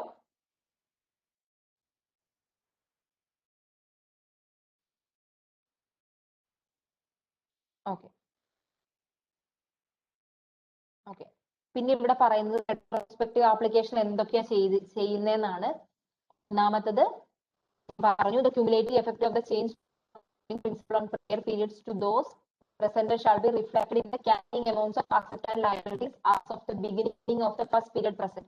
എവിടെ തൊട്ടാണോ തുടങ്ങുന്നത് അവിടെ തൊട്ട് നമുക്ക് അസറ്റ് ആൻഡ് ലയബിലിറ്റീസിന്റെ ക്യാരിങ് അമൗണ്ട്സ് തൊട്ട് കാണിച്ചു തുടങ്ങണം ഈ എഫക്ട്. പിന്നെ രണ്ടാമത്തത് എന്തെങ്കിലും അഡ്ജസ്റ്റ്മെന്റ് എമൗണ്ടുകൾ ഉണ്ടെങ്കിൽ അത് നമ്മൾ റീറ്റെയിൻഡ് ഏർണിങ്സിന്റെ ഓപ്പണിംഗ് ബാലൻസിൽ അഡ്ജസ്റ്റ് ചെയ്യണം. ഓക്കെ, മൂന്നാമത് പറയുന്നത് അതായത് പ്രിയർ പീരീഡിലാണ് ഇത് അഡ്ജസ്റ്റ് ചെയ്യേണ്ടതെന്നാണ്. ടോട്ടൽ ആയിട്ട് പറയുന്ന ഒരു കാര്യമാണ്. ഓക്കെ, ഇത് ക്ലിയർ ആയോ? ഇനി ഒരു കാര്യം പറയാം. ഇനി ഇൻ കേസ് ഇതിനൊരു ഇൻഡയറക്റ്റ് എഫക്റ്റ് ഉണ്ടെന്ന് വിചാരിക്കുക. ഓക്കെ, അതായത് നമ്മളിപ്പോ ഒരു പ്രിൻസിപ്പിളിൽ നിന്ന് മറ്റൊരു പ്രിൻസിപ്പിളിലേക്ക് മാറി. മറ്റൊരു പ്രിൻസിപ്പിളിലേക്ക് മാറി. അപ്പം മറ്റൊരു അതായത് ഇപ്പൊ നമ്മള് സ്ട്രെയിറ്റ് ലൈൻ സ്ട്രെയിറ്റ് ലൈൻ വേണ്ട, അതായത് ഡിമിനിഷിംഗ് നിന്ന് ഡിമിനിഷിംഗ് ബാലൻസ് ഡിപ്രീസിയേഷനിൽ നിന്ന് സ്ട്രെയിറ്റ് ലൈൻ മെത്തേഡിലേക്ക് മാറി എന്ന് വിചാരിക്കാം. അപ്പൊ നിങ്ങൾക്ക് അറിയാലോ ഡിപ്രീസിയേഷൻ കുറവായിരിക്കില്ലേ, സ്ട്രെയിറ്റ് ലൈൻ ആയിരിക്കില്ലേ ഡിപ്രീസിയേഷൻ കുറവ് ഡിമിനിഷിങ്ങിനേക്കാളും.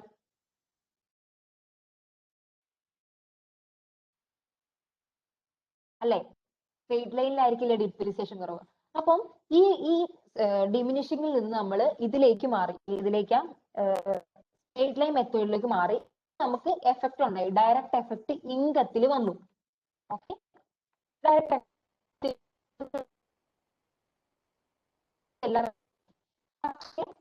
ഈ ഇൻകത്തിൽ ഡിഫറൻസ് വന്നപ്പം നമ്മുടെ എംപ്ലോയി ഡിഫറൻസ്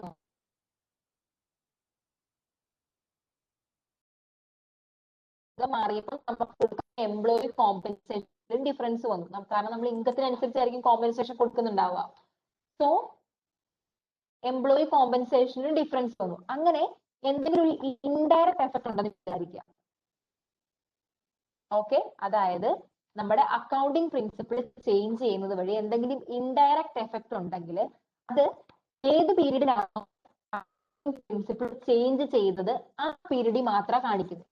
അതായത് പ്രയർ പീരീഡിൽ നമ്മൾ അഡ്ജസ്റ്റ് ചെയ്യില്ല, റെട്രോസ്പെക്റ്റീവ് ആപ്ലിക്കേഷൻ ചെയ്യില്ല.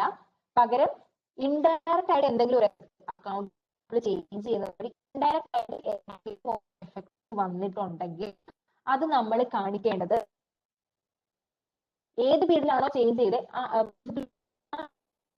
അഡ്ജസ്റ്റ് ചെയ്താൽ മതി, പീരീഡിൽ കാണിക്കണ്ട. ഇത്രയും ക്ലിയർ ആയോ?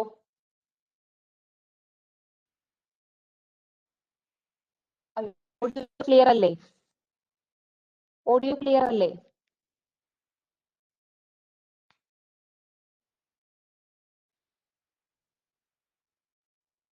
Okay okay. അപ്പൊ ഞാൻ ഈ ലാസ്റ്റ് പറഞ്ഞ നിങ്ങൾ കേട്ടോ? ഇൻഡയറക്റ്റ് എഫക്റ്റിന്റെ കാര്യം പറഞ്ഞത് കേട്ടോ?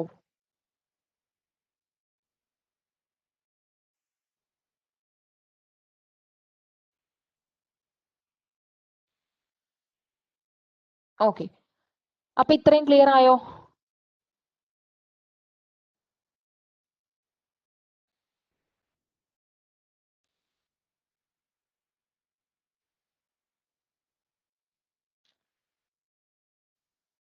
ഇത്രയും ക്ലിയർ ആയി എന്ന് വിചാരിക്കുന്നു.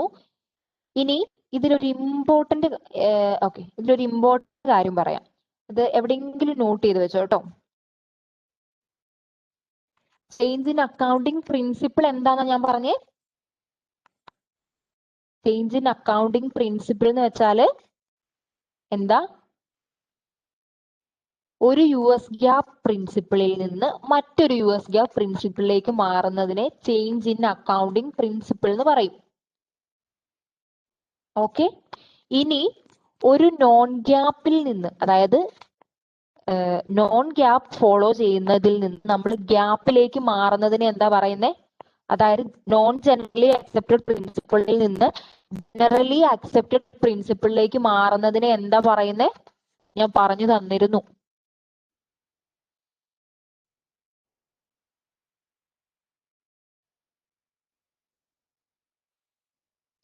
പറയാം. ഓക്കെ, അപ്പം ഒരു നോൺ ഗ്യാപ്പിൽ നിന്ന് US ഗ്യാപ്പിലേക്ക് മാറുന്നതിനെ ചേഞ്ച് ഇൻ അക്കൗണ്ടിങ് പ്രിൻസിപ്പിൾ എന്നല്ല, മറിച്ച് അത് ഒരു കറക്ഷൻ ഓഫ് എറർ ആണ്.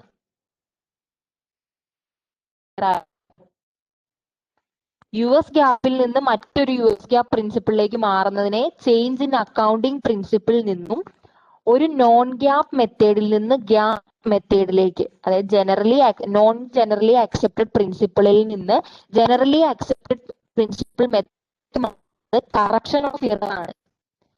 ഓക്കെ, ഇതിനെ കറക്റ്റ് ചെയ്യുന്നത് റീസ്റ്റേറ്റിംഗ് ആണ്. ആദ്യം പഠിച്ചു കറൻസി കൺവേർട്ട് ചെയ്യുന്നതിന് മുന്നേ റീസ്റ്റേറ്റ്മെന്റ് നടത്തിയിരിക്കണം എന്ന് പഠിച്ചായിരുന്നു, ഓർക്കുന്നുണ്ടോ? അപ്പൊ ഞാൻ നിങ്ങളോട് പറഞ്ഞിരുന്നു ഒരു നോൺ ഗ്യാപ്പിനെ US ഗ്യാപ്പിലേക്ക് മാറ്റുന്നതിനെയാണ് നമ്മൾ റീസ്റ്റേറ്റിംഗ് എന്ന് പറയുന്നതെന്ന്. ഓർക്കുന്നുണ്ടോ? ഫസ്റ്റ് പറഞ്ഞപ്പോ ഞാൻ അത് പറഞ്ഞിട്ടുണ്ടായിരുന്നു. ഓക്കെ, എനിവേ അതായത് അതിനൊരു എക്സാമ്പിൾ എന്ന് പറഞ്ഞാൽ ഇപ്പോ ഒരു കമ്പനി ഡിപ്രീസിയേഷൻ നടത്തുന്നില്ല. ഓക്കെ, ഡിപ്രീസിയേഷൻ അസറ്റ് ഡിപ്രീസിയേറ്റ് ചെയ്യുന്നില്ല. ആ കമ്പനി സ്ട്രെയിറ്റ് മെത്തേഡ് യൂസ് ചെയ്യാൻ തുടങ്ങി. ചേഞ്ച് ഇൻ പ്രിൻസിപ്പിൾ ആണോ? അല്ല, പകരം അത് വളരെ തെറ്റായിരുന്നു. കാരണം നമ്മൾ ഡിപ്രീസിയേഷൻ കൊടുത്തിരിക്കണം, അവരത് ഫോളോ ചെയ്തിരുന്നില്ല, അതൊരു തെറ്റായിരുന്നു. അത് നമ്മൾ കറക്റ്റ് ഒരു കറപ്ഷൻ ഓഫ് ഇറർ ആണ്. മനസ്സിലായോ? നോൺ ഗ്യാപ്പിൽ നിന്ന് ഗ്യാപ്പിലേക്ക് മാറുന്ന ചേഞ്ച് ഇൻ അക്കൗണ്ടിങ് പ്രിൻസിപ്പിൾ അല്ല, എവിടെയെങ്കിലും എഴുതി വെക്കണം, ഇമ്പോർട്ടന്റ് ആയ കാര്യമാണ്.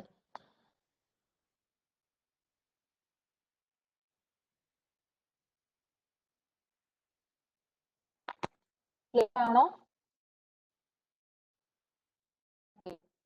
ഇനി അടുത്തത് change in accounting change in reporting entity. ഞാൻ നേരത്തെ പറഞ്ഞ സെയിം കാര്യം തന്നെയാണ്. ചേഞ്ച് ഇൻ റിപ്പോർട്ടിംഗ് എൻറ്റിറ്റി നമ്മൾ എന്താ ചെയ്യുന്നത്? ഒന്നെങ്കിൽ കമ്പനികളും സെപ്പറേറ്റ് ആയിട്ട് കൺസോൾട്ടേഷൻ, ഓരോരുത്തരും കൺസോൾട്ടേഷൻ നടത്തിയിട്ടുണ്ടാവും. അപ്പോൾ അത് തെറ്റാണ്. അതിനെ പിന്നെ അല്ലാത്തൊരു കമ്പനി അപ്പോഴും അത് തെറ്റാന്ന് പറയും. പറഞ്ഞ എങ്ങനെയാണ് റെട്രോസ്പെക്റ്റീവ് ആപ്ലിക്കേഷൻ ചെയ്യുന്നത് അതുപോലെ തന്നെയാണ് ഇവിടെയും ചെയ്യുന്നത്. ഒരു വ്യത്യാസം, പീരീഡിലെ ക്യാരിങ് എമൗണ്ട് തൊട്ട് ചേഞ്ചസ് വരുത്തും. പിന്നെ എന്തെങ്കിലും അഡ്ജസ്റ്റ്മെന്റ് ഉണ്ടെങ്കിൽ അത് റീറ്റെയിൻ ഏർണിങ്സ് കാണിക്കും.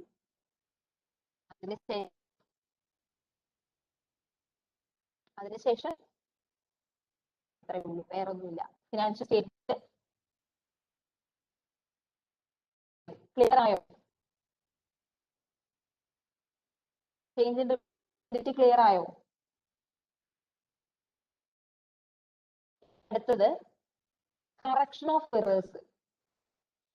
കറക്ഷൻ ഓഫ് എറേഴ്സ് എന്ന് പറഞ്ഞാൽ ഞാൻ നിങ്ങൾക്ക് പറഞ്ഞു തന്നു. അതായത് എന്തെങ്കിലും തെറ്റ്, നമ്മൾ എമൗണ്ടിൽ എന്തെങ്കിലും മാറ്റി ഏതെങ്കിലും എമൗണ്ടുകൾ ടൈപ്പ് ചെയ്തപ്പോൾ മാറ്റി ഏതെങ്കിലും എമൗണ്ടുകൾ ടൈപ്പ് ചെയ്തു, അല്ലെങ്കിൽ എന്താ പറയാ, നമ്മൾ എടുത്ത പ്രിൻസിപ്പിൾ ശരിയായില്ല, തെറ്റായ പ്രിൻസിപ്പിൾ ഒക്കെയാണ് നമ്മൾ എടുത്തത്. അതിനെയൊക്കെയാണ് നമ്മൾ കറക്ഷൻ ഓഫ് എറേഴ്സ് എന്ന് പറയുന്നത്. തെറ്റ് ചെയ്തിട്ട് അതിനെ തിരുത്തുക, അതാണ് കറക്ഷൻ ഓഫ് എറേഴ്സ്. നമ്മൾ അങ്ങനെ അത് ചെയ്യുന്നത് റീസ്റ്റേറ്റ്മെന്റ് ആണ്, അത് ചേഞ്ച് ചെയ്യാൻ ഉപയോഗിക്കുന്ന മെത്തേഡ്. റീസ്റ്റേറ്റ്മെന്റിലും സെയിം തന്നെയാണ്, റെട്രോസ്പെക്റ്റീവ് ആപ്ലിക്കേഷൻ ആണ്, പക്ഷെ നമ്മൾ യൂസ് ചെയ്യുന്ന ടേം റീസ്റ്റേറ്റ്മെന്റ് എന്നായിരിക്കും. ചെയ്യുന്നത് ക്യാരിങ് എമൗണ്ട്സ് ഓഫ് ഫസ്റ്റ് പീരീഡിലെ അസറ്റ് ആൻഡ് ലയബിലിറ്റീസിന്റെ ക്യാരിങ് എമൗണ്ട്സ് തൊട്ട് ചേഞ്ചസ് വരുത്തും. എന്തെങ്കിലും ഉണ്ടെങ്കിൽ റിട്ടേൺ ഏർണിങ്സിന്റെ ഓപ്പണിംഗ് തിരുത്തും. പിന്നെ ഫിനാൻഷ്യൽ സ്റ്റേറ്റ്മെന്റ് പ്രിപ്പയർ ചെയ്യും. പിന്നെ റീസ്റ്റേറ്റ്മെന്റിൽ പറയുന്നത് ഏതൊക്കെ, ഇപ്പൊ നമ്മൾ 2015 തൊട്ടാണ് 2015 സ്റ്റാർട്ട് ചെയ്തത്, 2020 ഒരു എറർ കണ്ടുപിടിച്ചത്. അപ്പൊ അത് ചേഞ്ച് ചെയ്യുവാണ്, 2015 തൊട്ട് ചേഞ്ച് ചെയ്യുവാണ്. അപ്പം 2015, 16, 17, 18, 19 ഇത്രയും ചേഞ്ച് ചെയ്യുമ്പോൾ നമ്മൾ അതിന്റെ ഹെഡ് എന്ന് പറഞ്ഞാൽ ആ സ്റ്റേറ്റ്മെന്റുകളുടെ ഹെഡ് നമ്മൾ റീസ്റ്റേറ്റഡ് എന്ന് സ്പെഷ്യലി മെൻഷൻ ചെയ്തിട്ടുണ്ടാവും. റീസ്റ്റേറ്റ്മെന്റ് നടത്തിയിട്ടുണ്ടെങ്കിൽ, അതായത് അഡ്ജസ്റ്റ്മെന്റ് നടത്തിയ ഫിനാൻഷ്യൽ സ്റ്റേറ്റ്മെന്റുകളെ നമ്മൾ റീസ്റ്റേറ്റഡ് സ്പെസിഫിക്കലി മെൻഷൻ ചെയ്തിട്ടുണ്ടാവും. ക്ലിയർ ആയോ?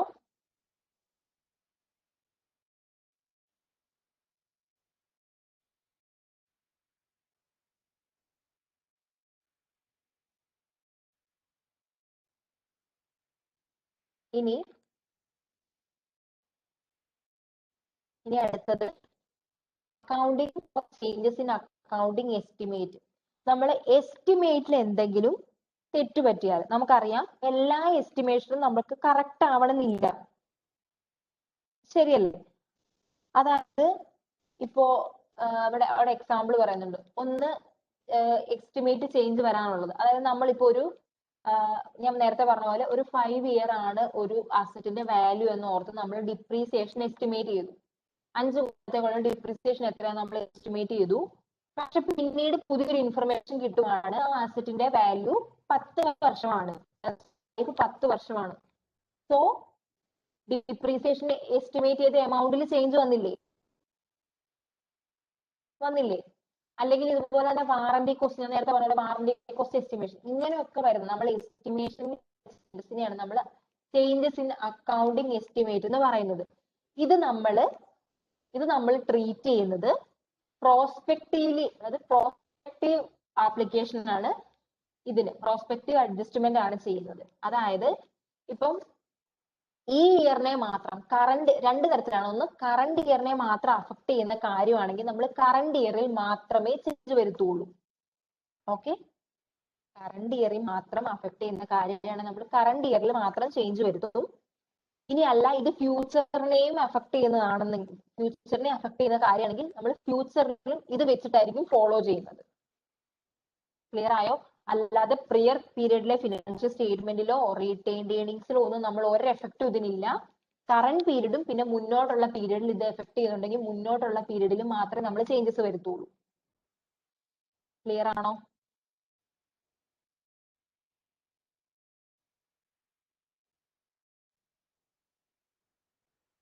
ഓക്കെ, ഇനി അടുത്തത് പറയുന്നത്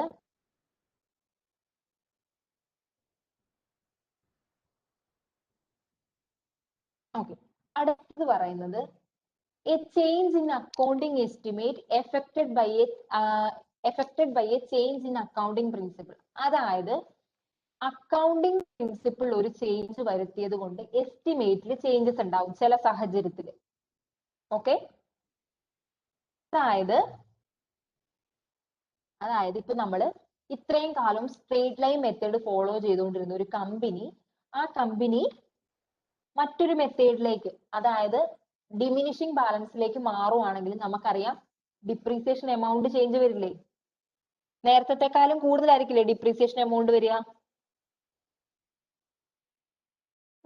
അങ്ങനെ വരുമ്പോൾ സ്വാഭാവികമായിട്ട് നമ്മുടെ എസ്റ്റിമേറ്റിലും ചേഞ്ച് വരില്ലേ?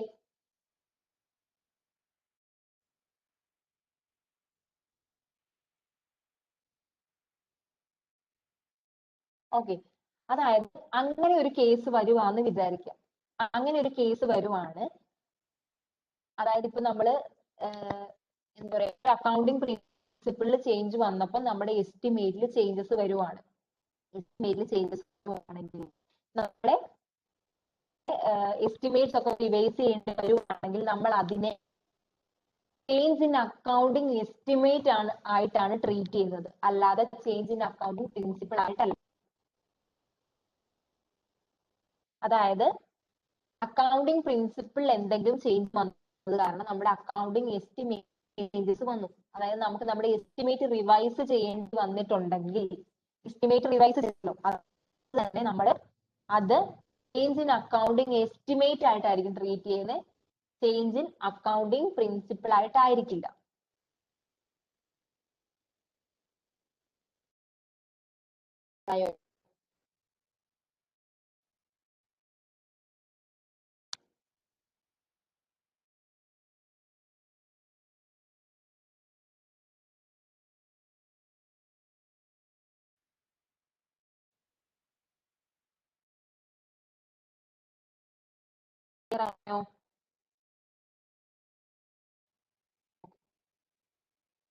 ക്ലിയർ ആയല്ലോ അല്ലെ? ആർക്കെങ്കിലും ക്ലിയർ ആവാത്തതുണ്ടോ?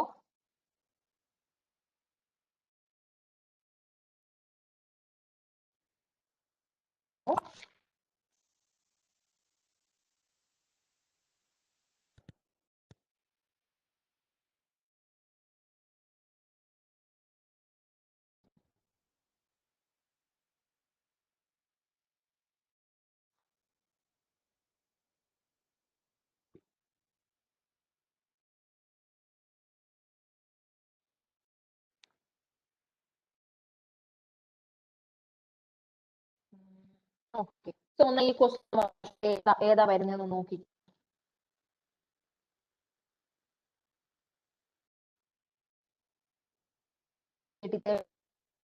ക്വസ്റ്റ്യൻ നമ്പർ 33 ഒന്ന് വായിച്ചേ.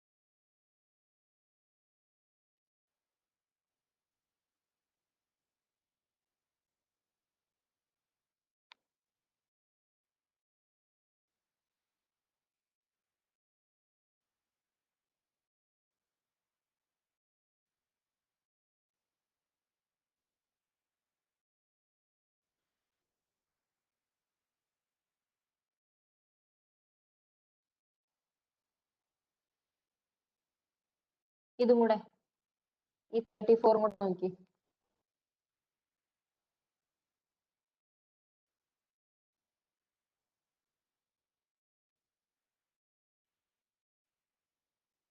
ഓക്കെ, ഇത് 33rd ക്വസ്റ്റിന്റെ ആൻസർ എല്ലാവർക്കും അറിയാലോ. റെട്രോസ്പെക്റ്റീവ് അഡ്ജസ്റ്റ്മെന്റ്, ആരും തെറ്റായിട്ട് പറഞ്ഞിട്ടില്ല. ഇതും കൂടെ നോക്കി, എന്നിട്ട് നമുക്ക് അടുത്ത പോർഷൻ നോക്കാം. 34th ക്വസ്റ്റ്യൻ കൂടെ നോക്കിയിരിക്കും.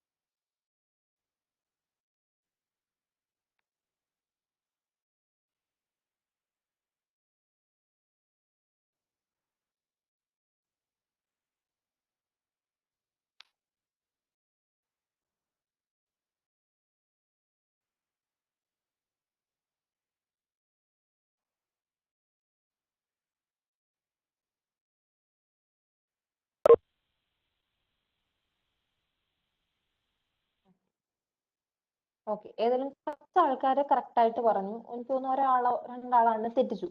ഓക്കെ, ഇതെന്താ ഇവിടെ എന്താ ചോദിച്ചിരിക്കുന്നത്? ഇവിടെ എടുത്തു പറയുന്നുണ്ട് 2014 സോറി 2004 2004 ബോട്ടിൽ മാനുഫാക്ചറിംഗ് കമ്പനി ഒരു ട്യൂബ് മാനുഫാക്ചറിംഗ് പർച്ചേസ് ചെയ്തു. എസ്റ്റിമേറ്റഡ് യൂസ്ഫുൾ ലൈഫ് 3 years എന്നായിരുന്നു കാൽക്കുലേറ്റ് ചെയ്തത്. 2015 അവർ തിരിച്ചറിഞ്ഞത് ആ സാധനത്തിന്റെ എസ്റ്റിമേറ്റഡ് ലൈഫ് 4 years ആയിരുന്നു എന്ന്. ഇതിന്റെ എഫക്ട് ഇത് എന്തുവാ? അതായത് 3 years ആണ് എസ്റ്റിമേറ്റ് ചെയ്ത സംഭവം, ശരിക്കും 4 years ആയിരുന്നു. ഇത് എന്ത് പ്രിൻസിപ്പിൾ എന്താ ഇവിടെ ചേഞ്ച് ചെയ്ത്? ചേഞ്ച് ഇൻ അക്കൗണ്ടിങ് പ്രിൻസിപ്പിൾ ആണോ, ചേഞ്ച് കറക്ഷൻ ഓഫ് ഇറർ ആണോ, അതോ ചേഞ്ച് ഇൻ എസ്റ്റിമേഷൻ ആണോ? ഏതാ ഇവിടെ വരുന്നേ? ഏതാ ഇവിടെ വരുന്നേ? ഹലോ, ചേഞ്ച് ഇൻ എസ്റ്റിമേഷൻ ആ. പിന്നെ എങ്ങനെ ആദ്യത്തെ ആൻസർ വരുന്നത്? എസ്റ്റിമേഷൻ ചേഞ്ച് വന്നാൽ നമ്മൾ എന്താ ചെയ്യുന്നത്? ആ പീരീഡിലും അതിന്റെ ഫ്യൂച്ചറിൽ വരുന്ന സംഭവത്തിലുമാണ് ചേഞ്ചസ് വരുത്തുന്നത്. സോ അത് ക്ലിയർലി പറയുന്നുണ്ട്. In the companies 2005 income from continuing operation and in future income statement. Doubt ഉണ്ടോ ഇതില്? അതായത് നേരത്തെ എസ്റ്റിമേറ്റ് ചെയ്തു 3 years ആയിരുന്നു, പിന്നീടാണ് അറിഞ്ഞത് 4 years ആണ്. എന്തിലാ തെറ്റുപറ്റി? എസ്റ്റിമേഷനിലാണ് തെറ്റുപറ്റിയത്. എസ്റ്റിമേഷന് തെറ്റ് വന്നാൽ നമ്മളത് റിപ്പോർട്ട് ചെയ്യുന്നത് പ്രോസ്പെക്റ്റീവ് ആപ്ലിക്കേഷൻ ആണ്. സോ കറണ്ട് ഇയറിലും ഫ്യൂച്ചർ പീരീഡിലുമാണ് നമ്മൾ ചേഞ്ചസ് വരുത്തുക. ക്ലിയർ ആണോ?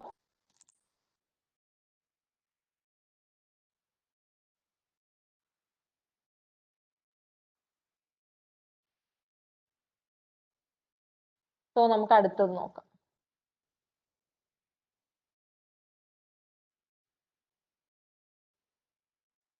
ഇത് ക്ലിയർ ആണല്ലോ അല്ലെ? അടുത്ത പോർഷൻ ഞാൻ എടുക്കുവാണേ. ഇതില് difference between book value and market value, ഇത് നിങ്ങളുടെ ടെക്സ്റ്റിലുണ്ടോ? Difference between book value and market value. ഇത് ഞാൻ എക്സ്പ്ലെയിൻ ചെയ്തു തരേണ്ട ആവശ്യമുണ്ടോ? ബുക്ക് വാല്യൂ എന്താന്ന് മാർക്കറ്റ് വാല്യൂ എന്താന്ന് നിങ്ങൾ ഓൾറെഡി ഇക്വേഷൻസ് നിങ്ങൾ ആദ്യം പഠിച്ചതല്ലേ?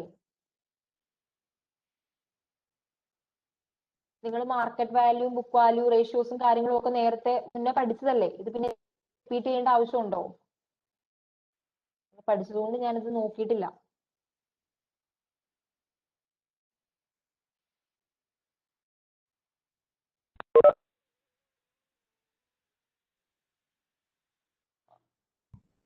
ഹലോ, ഇത് നിങ്ങൾ പഠിച്ചതല്ലേ? ഇത് മാർക്കറ്റ് വാല്യൂ ബുക്ക് വാല്യൂ ഒക്കെ. ഓക്കെ, എന്നാ ഒരു കാര്യം ഏതായാലും നിങ്ങൾ ഇത് ഞാൻ നിങ്ങൾ പഠിച്ചതുകൊണ്ടാണ് ഇത് ഞാൻ നോക്കാതിരുന്നത്.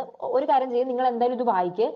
ഇൻ കേസ് മനസ്സിലായില്ലെങ്കിൽ നാളത്തേക്കെങ്ങാനും ചേച്ചിയോടല്ല വിദ്യാരൂപൻ അറിയിച്ചാൽ മതി. ഈ ഏരിയ മനസ്സിലായിട്ടില്ല. പക്ഷെ ഇതിലൊന്നുമില്ല വായിച്ചത്. നിങ്ങൾക്ക് മനസ്സിലാവാത്ത ഒരു കാര്യം ഇതിലില്ല. നോർമൽ നിങ്ങൾ നേരത്തെ പഠിച്ച കാര്യങ്ങൾ തന്നെ. ബുക്ക് വാല്യൂ എന്താണ്, മാർക്കറ്റ് വാല്യൂ എന്താണെന്നാണ് ഇവിടെ പറയുന്നത്, വേറെ ഒന്നും പറയുന്നില്ല. സോ എനിവേ വായിക്ക്. ഇനി മനസ്സിലായില്ല എങ്കിൽ ഞാൻ പറഞ്ഞുതരാം. ഓക്കെ, അടുത്തത് economic and accounting profit. Okay, economic and accounting profit എന്താണെന്നാ പഠിക്കുന്നത്. അക്കൗണ്ടിങ് പ്രോഫിറ്റ് എന്ന് വെച്ചിട്ടുണ്ടെങ്കിൽ നമ്മുടെ നമ്മുടെ P&L അല്ലെങ്കിൽ ഇൻകം സ്റ്റേറ്റ്മെന്റിൽ കാൽക്കുലേറ്റ് ചെയ്യുന്ന പ്രോഫിറ്റിനെയാണ് നമ്മൾ അക്കൗണ്ടിങ് പ്രോഫിറ്റ് എന്ന് പറയുന്നത്. ഓക്കെ, ഇൻകം സ്റ്റേറ്റ്മെന്റിൽ കാൽക്കുലേറ്റ് ചെയ്യുന്ന പ്രോഫിറ്റിനെയാണ് നമ്മൾ അക്കൗണ്ടിങ് പ്രോഫിറ്റ് എന്ന് പറയുന്നത്. എന്തൊക്കെയാ ഉണ്ടാവുക? റവന്യൂസും എക്സ്പെൻസുകളും. എങ്ങനത്തെ എക്സ്പെൻസ് ആയിരിക്കും ഉണ്ടാവുക? എക്സ്പ്ലിസിറ്റ് കോസ്റ്റ്, അതായത് ആക്ച്വൽ ആയിട്ട് പൈസ മണി വാല്യൂവിൽ ഒക്കെ ഇൻകർ ചെയ്ത കോസ്റ്റുകൾ മാത്രമേ നമ്മൾ ഇൻകം സ്റ്റേറ്റ്മെന്റ് കാണിക്കുന്നുള്ളൂ. ശരിയല്ലേ? സോ അക്കൗണ്ടിങ് പ്രോഫിറ്റ് എന്ന് പറഞ്ഞിട്ടുണ്ടെങ്കിൽ ഇത്രയേ ഉള്ളൂ. നമ്മൾ ഇൻകം സ്റ്റേറ്റ്മെന്റ് കാണിക്കുന്ന കാൽക്കുലേറ്റ് ചെയ്യുന്ന പ്രോഫിറ്റ് ആണ്. അതില് റവന്യൂസും അതുപോലെ തന്നെ എക്സ്പ്ലിസിറ്റ് കോസ്റ്റുകളും മാത്രമേ ഉണ്ടാവുകയുള്ളൂ. ക്ലിയർ ആണേ?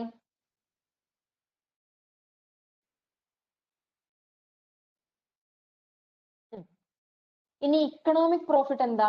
ഇക്കണോമിക് പ്രോഫിറ്റ് എന്ന് വെച്ചിട്ടുണ്ടെങ്കിൽ നമ്മുടെ എക്സ്പ്ലിസിറ്റ് കോസ്റ്റുകൾ മാത്രമല്ല, നമ്മൾ ഇംപ്ലിസിറ്റ് കോസ്റ്റുകളും കൂടി എടുക്കും. എക്സ്പ്ലിസിറ്റ് കോസ്റ്റ് എന്താണെന്ന് അറിയത്തില്ലേ നിങ്ങൾക്ക്? എന്താ എക്സ്പ്ലിസിറ്റ് കോസ്റ്റ്? എക്സ്പ്ലിസിറ്റ് കോസ്റ്റ് എന്താ?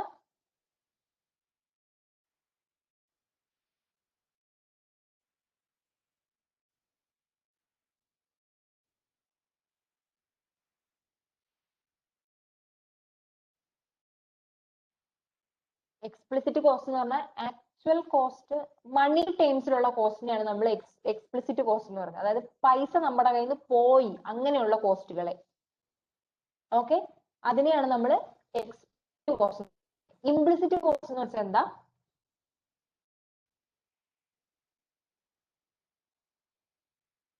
അതായത് ഓപ്പർച്യൂണിറ്റി കോസ്റ്റ്, അല്ലെങ്കിൽ ക്യാഷ് ആയിട്ട് നമ്മുടെ കയ്യിൽ നിന്ന് പോയിട്ടുണ്ടാവില്ല, പക്ഷെ നമ്മുടെ ഡിസിഷൻ മേക്കിങ്ങിന് ഒരു ഇമ്പോർട്ടന്റ് പോർഷൻ ആണ് ഇംപ്ലിസിറ്റ് കോസ്റ്റുകൾ. സോ എക്സ്പ്ലിസിറ്റ് കോസ്റ്റും ഇംപ്ലിസിറ്റ് കോസ്റ്റും കൂടെ കൂട്ടുന്നതിനെയാണ് നമ്മൾ ടോട്ടൽ എക്കണോമിക് കോസ്റ്റ് എന്ന് പറയുന്നത്. ഒരു കമ്പനിയുടെ ടോട്ടൽ എക്കണോമിക് കോസ്റ്റ് എന്ന് പറഞ്ഞിട്ടുണ്ടെങ്കിൽ അതിന് ആക്ച്വൽ ആയിട്ട് ഇൻകർ ചെയ്യുന്ന കോസ്റ്റുകൾ, അതായത് ആക്ച്വൽ ആയിട്ട് മണി ടേംസിൽ വരുന്ന കോസ്റ്റുകൾ പ്ലസ് അവർക്കല്ലാതെ ഉണ്ടാകുന്ന ഇംപ്ലിസിറ്റ് കോസ്റ്റുകളും കൂടെയാണ് ടോട്ടൽ കോസ്റ്റ് ഒരു കമ്പനിയുടെ. സോ എക്കണോമിക് പ്രോഫിറ്റ് എന്ന് പറഞ്ഞിട്ടുണ്ടെങ്കിൽ ടോട്ടൽ റവന്യൂന്ന് എക്സ്പ്ലിസിറ്റും ഇംപ്ലിസിറ്റും കോസ്റ്റും കൂടെ കഴിഞ്ഞ് കിട്ടുന്ന പ്രോഫിറ്റിനെയാണ് നമ്മൾ ഇക്കണോമിക് പ്രോഫിറ്റ് എന്ന് പറയുന്നത്. ഒരു എക്കണോമിക് പ്രോഫിറ്റ് ആണ് ഒരു കമ്പനി ഓപ്പറേഷൻസ് കണ്ടിന്യൂ ചെയ്യണോ വേണ്ടയോ എന്ന് തീരുമാനിക്കുന്നത്. അല്ലെ? അതായത് ഡിസിഷൻ, ഈ കമ്പനി ഇനി മുന്നോട്ട് പോകണോ വേണ്ടയോ എന്ന് തീരുമാനിക്കുന്നത് എക്കണോമിക് പ്രോഫിറ്റിന്റെ ബേസിലാണ്. അതായത് ഇപ്പോ എന്താ പറയാ, ഇപ്പോ ഒരാൾ ഒരു ബിസിനസ് നടത്തുകയാണ്. ഓക്കെ, ഒരാൾ ഒരു ബിസിനസ് നടത്തുകയാണ്, അയാൾക്കൊരു 1000 ആണ് പ്രോഫിറ്റ് എന്ന് വിചാരിക്കുക. ഓക്കെ, 1000 പ്രോഫിറ്റ് അല്ല, 1000 ആണ് അയാളുടെ ടോട്ടൽ റവന്യൂ. ഓക്കെ, 1000 ആണ് ടോട്ടൽ റവന്യൂ. ഒരു 750 ആണ് അയാളുടെ കോസ്റ്റുകൾ എന്ന് വിചാരിക്കുക. അതായത് ആക്ച്വൽ കോസ്റ്റ് അല്ലെങ്കിൽ എക്സ്പ്ലിസിറ്റ് കോസ്റ്റ് എന്ന് വിചാരിക്കുക. അയാൾക്ക് എത്രയായിരിക്കും അക്കൗണ്ടിങ് പ്രോഫിറ്റ് കിട്ടുക? എത്രയായിരിക്കും അക്കൗണ്ടിങ് പ്രോഫിറ്റ് കിട്ടുക? 250 ആയിരിക്കും അല്ലെ? 250 ആയിരിക്കും അക്കൗണ്ടിങ് പ്രോഫിറ്റ് കിട്ടുക. ഓക്കെ, ഇനി ഇംപ്ലിസിറ്റ് കോസ്റ്റ്, അതായത് അയാൾ ഒരു വെൽ എഡ്യൂക്കേറ്റഡ് ആയിട്ടുള്ള ഒരാളാണ്. അയാള് ഈ ബിസിനസ് തുടങ്ങാതെ ഒരു ജോലി, അതായത് സാലറി ബേസിസിൽ ഒരു ജോലിക്ക് പോവുകയാണെങ്കിൽ അയാൾക്ക് 2000 സാലറി കിട്ടും. 2000 സാലറി കിട്ടും. സോ ഏതാ ബെറ്റർ ഓപ്ഷൻ? ജോലിക്ക് പോകുന്നതല്ലേ ബെറ്റർ ഓപ്ഷൻ അല്ലേ? സോ ഈ ഇക്കണോമിക് പ്രോഫിറ്റ് ആണ് ഇത് കണ്ടിന്യൂ ചെയ്യണോ വേണ്ടയോ എന്ന് തീരുമാനിക്കുന്നത്. ഇതും കൂടെ വരുമ്പോൾ ഇയാളുടെ ഇക്കണോമിക് പ്രോഫിറ്റ് അല്ലെങ്കിൽ ഇക്കണോമിക് ലോസ് വരിക എത്രയാ? ഇക്കണോമിക് ലോസ് വരിക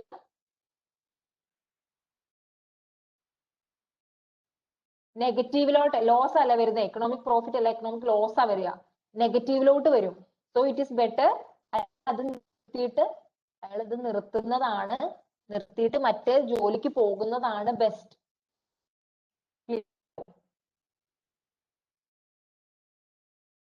ക്ലിയർ ആയോ? ഓക്കെ. സോ പറയുന്ന ഒരു കാര്യം, അക്കൗണ്ടിങ് പ്രോഫിറ്റിനേക്കാൾ കൂടുതലാവില്ല. കാരണം എന്താ, പ്രോഫിറ്റ് എക്സ്പ്ലിസിറ്റ് മാത്രമേ ഇൻക്ലൂഡ് ചെയ്യുന്നുള്ളൂ. ഇക്കണോമിക് പ്രോഫിറ്റ് വരുമ്പോൾ ഇംപ്ലിസിറ്റ് പ്ലസ് എക്സ്പ്ലിസിറ്റ് കോസ്റ്റുകൾ ഇൻക്ലൂഡ് ചെയ്യുന്നുണ്ട്. പ്രോഫിറ്റ് എപ്പോഴും അക്കൗണ്ടിങ് പ്രോഫിറ്റിനേക്കാൾ താഴെയായിരിക്കും. ക്ലിയർ ആണോ? ക്ലിയർ ആണോ?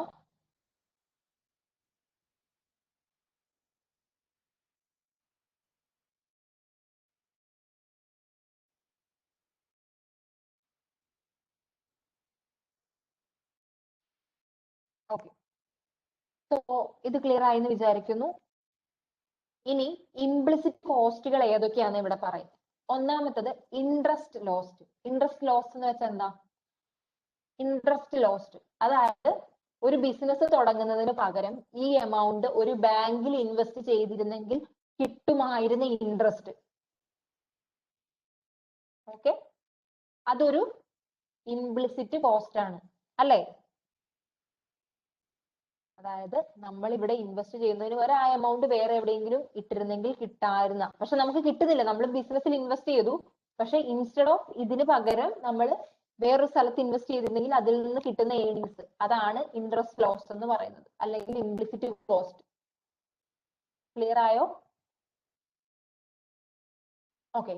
നോർമൽ പ്രോഫിറ്റ് എന്ന് ഉദ്ദേശിക്കുന്നത്, നോർമൽ പ്രോഫിറ്റ് എന്ന് എപ്പോഴും അതായത് ഇംപ്ലിസിറ്റ് കോസ്റ്റിലെ നോർമൽ പ്രോഫിറ്റ് എന്ന് ഉദ്ദേശിക്കുന്നത്, ഇപ്പൊ നമ്മളൊരു ബിസിനസ് തുടങ്ങുന്നതിന് പകരം അതായത് നല്ല ഓണ്ടർപ്രണറിയൽ സ്കിൽസ് ഒക്കെ ഉള്ള ഒരാളാണെങ്കിൽ അയാൾക്ക് എത്ര വേജ് കിട്ടുമായിരുന്നു, അതാണ് നോർമൽ പ്രോഫിറ്റ് എന്ന് പറയുന്നത്. അതായത് അയാൾക്ക് കിട്ടേണ്ടിയിരുന്ന സാലറി, അതാണ് നോർമൽ പ്രോഫിറ്റിൽ വരിക.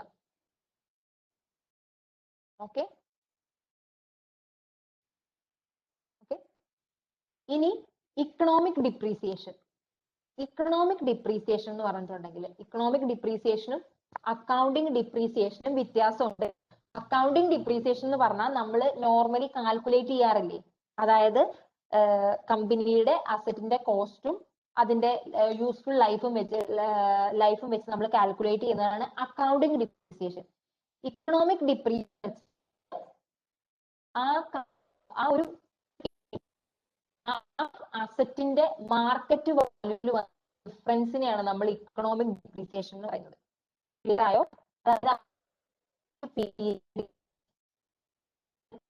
മാർക്കറ്റ് വാല്യൂവിന് വന്ന ചേഞ്ചിനെയാണ് നമ്മൾ ഇക്കണോമിക് ഡിപ്രീസിയേഷൻ എന്ന് പറയുന്നത്. കാൽക്കുലേറ്റ് ചെയ്യുന്നത് beginning market value minus ending market value ചെയ്ത ഇക്കണോമിക് ഡിപ്രീസിയേഷൻ കിട്ടും. ക്ലിയർ ആയോ? ഓക്കെ. ഈ ഒരു ഇമ്പോർട്ടന്റ് കാര്യമുണ്ട്, അത് നിങ്ങൾ പ്രോബ്ലം ചെയ്യുമ്പോൾ നിങ്ങൾ എപ്പോഴും ശ്രദ്ധിക്കേണ്ട ഒരു കാര്യമാണ്. ഈ മുന്നത്തെ പ്രോബ്ലത്തിൽ അതുണ്ട്, അത് നിങ്ങൾ നോക്കിയാൽ മതി. എനിക്ക് പ്രോബ്ലം മൊത്തമായിട്ട് എക്സ്പ്ലെയിൻ ചെയ്യാനില്ല, ചിലപ്പോൾ എവിടെയെങ്കിലും ഏതെങ്കിലും ഒരു പ്രോബ്ലം വരാതിരിക്കില്ല. അതുപോലെ ഈ പ്രോബ്ലത്തിൽ അതുണ്ട് കേട്ടോ, ആ ഒരു പോർഷൻ ഉണ്ട്. അതുകൊണ്ട് ഇത് എവിടെയെങ്കിലും നോട്ട് ചെയ്ത് വെക്കാം. അതായത് നിങ്ങളോട് ഇക്കണോമിക് പ്രോഫിറ്റ് കണ്ടുപിടിക്കാൻ പറഞ്ഞു എന്ന് വിചാരിക്കാം. ഓക്കെ, ഇക്കണോമിക് പ്രോഫിറ്റ് കണ്ടുപിടിക്കാൻ പറഞ്ഞു. നിങ്ങൾക്ക് ഇക്കണോമിക് ഡിപ്രീസിയേഷൻ തന്നിട്ടുണ്ട്, അക്കൗണ്ടിങ് ഡിപ്രീസിയേഷൻ തന്നിട്ടുണ്ടെന്ന് വിചാരിക്കാം. കണ്ടുപിടിക്കാൻ പറഞ്ഞത് ഇക്കണോമിക് പ്രോഫിറ്റ് ആണ്. അത് കാണാൻ വേണ്ടി എക്സ്പെൻസ് തന്നപ്പം ഇക്കണോമിക് ഡിപ്രീസിയേഷൻ തന്നിട്ടുണ്ട്, അക്കൗണ്ടിങ് ഡിപ്രീസിയേഷൻ തന്നിട്ടുണ്ട്. ഇത് രണ്ടും തന്നിട്ടുണ്ടെങ്കിൽ നിങ്ങൾ ഇക്കണോമിക് ഡിപ്രീസിയേഷൻ മാത്രമേ കാൽക്കുലേഷനിൽ എടുക്കാവൂ. ഇക്കണോമിക് പ്രോഫിറ്റ് കണ്ടുപിടിക്കാൻ പറഞ്ഞിട്ട്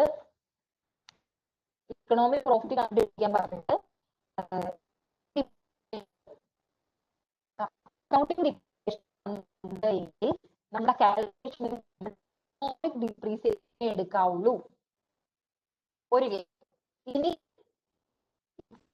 പ്രോഫിറ്റ് കണ്ടുപിടിക്കാൻ പറഞ്ഞിട്ട് അക്കൗണ്ടിങ് ഡിപ്രീസിയേഷൻ മാത്രമേ തന്നിട്ടുള്ളെങ്കിൽ നമ്മൾ അക്കൗണ്ടിങ് ഡിപ്രീസിയേഷൻ എടുക്കണം.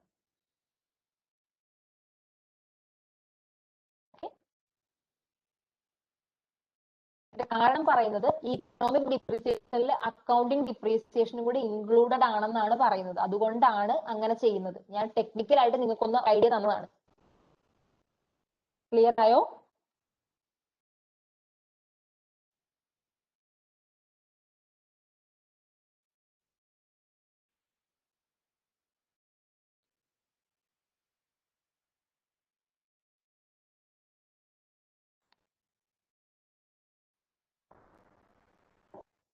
Earnings quality. ഏണിങ്സ് ക്വാളിറ്റി എന്ന് പറഞ്ഞിട്ടുണ്ടെങ്കിൽ അതായത് നമ്മൾ ജനറേറ്റ് ചെയ്ത പ്രോഫിറ്റ് എത്രത്തോളം ക്വാളിറ്റി ഉള്ളതാണെന്ന് നോക്കുന്നതാണ് ഏണിങ്സ് ക്വാളിറ്റി. അതായത് ഇപ്പൊ ഒരു കമ്പനിയുടെ പ്രോഫിറ്റ് കൂടി, അതിന് കാരണം കമ്പനിയുടെ സെയിൽസ് കൂടി അല്ലെങ്കിൽ കമ്പനിയുടെ കോസ്റ്റ് കുറഞ്ഞു, അങ്ങനെയൊക്കെ ഉള്ളതാണെങ്കിൽ അതൊരു ക്വാളിറ്റി ഉള്ള ഏണിങ്സ് ആണെന്ന് പറയും. മനസ്സിലായോ? അതായത് കമ്പനിയുടെ പ്രയത്നം കൊണ്ടാണ് കമ്പനിയുടെ ഏണിങ്സ് കൂടിയത് എങ്കിൽ അതിനെ ക്വാളിറ്റി ഉള്ള ഏണിങ്സ് ആണെന്ന് പറയും. ഇനി അല്ല, നമുക്കറിയാം ചില സാഹചര്യങ്ങളിൽ ഇൻഫ്ലേഷൻ ഒക്കെ ആവുമ്പോഴും അല്ലെങ്കിൽ പ്രൈസിലൊക്കെ, ഇപ്പൊ ഇൻഫ്ലേഷൻ ഒക്കെ നിങ്ങൾക്ക് അറിയാം, പ്രൈസ് എല്ലാത്തിനും കൂടും. അപ്പോ അങ്ങനെ സമയത്ത് ചില പ്രോഫിറ്റുകൾ കൂടും. നമ്മൾ കമ്പനി എഫേർട്ട് എടുത്തോണ്ടല്ലാതെ ചില സാഹചര്യത്തിൽ പ്രോഫിറ്റ് കൂടുതലായിട്ട് കാണിക്കും, ഓവർസ്റ്റേറ്റ് ചെയ്ത് കാണിക്കും. അതിന് ഏണിങ്സ് ക്വാളിറ്റി അല്ലെങ്കിൽ ക്വാളിറ്റി കുറവാണെന്നാണ് പറയുന്നത്. ക്ലിയർ ആയോ? ഏണിങ്സ് ക്വാളിറ്റി എന്ന് പറഞ്ഞിട്ടുണ്ടെങ്കിൽ നമ്മുടെ കമ്പനിയുടെ പ്രയത്നം കൊണ്ട് കമ്പനി ഉണ്ടാക്കുന്ന പ്രോഫിറ്റ്, അതിന് ക്വാളിറ്റി ഉള്ളതാന്ന് പറയും. ഓക്കെ, അതാണ് ഏണിങ്സ് ക്വാളിറ്റി. അല്ല ആർട്ടിഫിഷ്യൽ ആയിട്ട് ഉണ്ടാകുന്നതാണെങ്കിൽ അതിന് ഏണിങ്സ് ക്വാളിറ്റി കുറവാണെന്ന് പറയും. ഇനി ഏണിങ്സ് ക്വാളിറ്റീനെ ഡിറ്റർമൈൻ ചെയ്യുന്ന 3 ഫാക്ടേഴ്സ്. ഒന്ന് കമ്പനീസ് ബിസിനസ് എൻവയോൺമെന്റ്, പിന്നെ പറയുന്നത് its selection and application of accounting പ്രിൻസിപ്പിളിന്റെ സെലക്ഷൻ ആൻഡ് ആപ്ലിക്കേഷൻ. മൂന്നാമത്തെ പറയുന്നത് ക്യാരക്ടർ ഓഫ് ഇറ്റ്സ് മാനേജ്മെന്റ്. ഈ 3 കാര്യങ്ങളാണ് ഏണിങ്സ് ക്വാളിറ്റീനെ ഡിറ്റർമൈൻ ചെയ്യുന്നതെന്നാണ് പറയുന്നത്. ഓക്കെ, അപ്പം ആദ്യം പറയുന്നത് കമ്പനിയുടെ ബിസിനസ് എൻവയോൺമെന്റ്. കമ്പനിയുടെ ബിസിനസ് എൻവയോൺമെന്റിൽ എന്തൊക്കെ പെടും? കമ്പനിയുടെ ബിസിനസ് എൻവയോൺമെന്റിൽ എന്തൊക്കെ പെടും?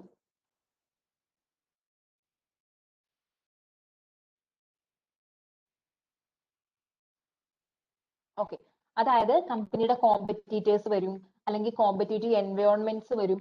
ഇതൊക്കെ ആയിരിക്കും കമ്പനിയുടെ ബിസിനസ് എൻവയോൺമെന്റ് വരിക. ഇതുമൂലം നമ്മുടെ പ്രോഫിറ്റിലൊക്കെ ഡിഫറൻസ് വരും. അത് ഒരു ഡിഫറൻസ് എന്ന് പറഞ്ഞാൽ ഇപ്പൊ ഇൻഫ്ലേഷൻ ആണ്. ഇൻഫ്ലേഷൻ ആണെങ്കിൽ നമുക്കറിയാം, ഇൻഫ്ലേഷൻ ആണെങ്കിൽ നമ്മൾ ഡിപ്രീസിയേഷൻ ഒക്കെ എങ്ങനെയാ കൊടുക്കുന്നത്?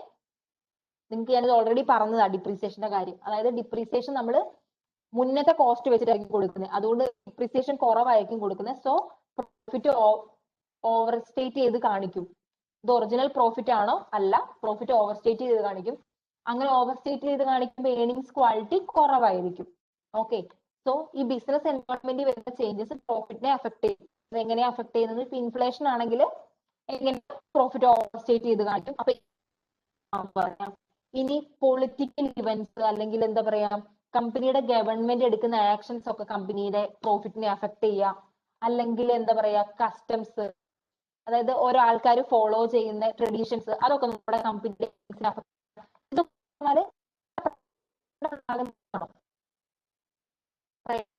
അല്ല, മറിച്ച് ആ എൻവയോൺമെന്റിൽ ഉണ്ടാവുന്ന ചേഞ്ചസ് ഉണ്ട്.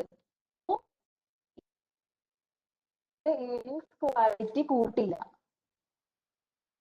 അതായത് ബിസിനസ് എൻവയോൺമെന്റിൽ വരുന്ന ചേഞ്ചസ് കൊണ്ട് കമ്പനിയുടെ പ്രോഫിറ്റിന് വരുന്ന ചേഞ്ചസ് ആയോ? നമുക്ക്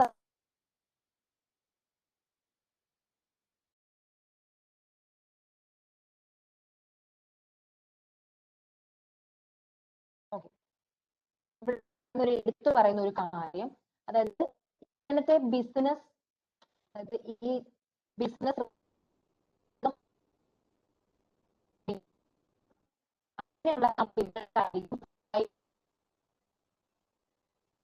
ഇൻഫ്ലേഷൻ ഒക്കെ അഫക്ട് ചെയ്യുന്നത് നമ്മുടെ ലോസ് ഉണ്ടായാലും ഉണ്ടാകുന്നത്. അതുകൊണ്ട് തന്നെ അതിന്റെ ഏണിങ്സ് ക്വാളിറ്റി കുറവാണെന്ന് പറയാം. ഇനി ഹലോ,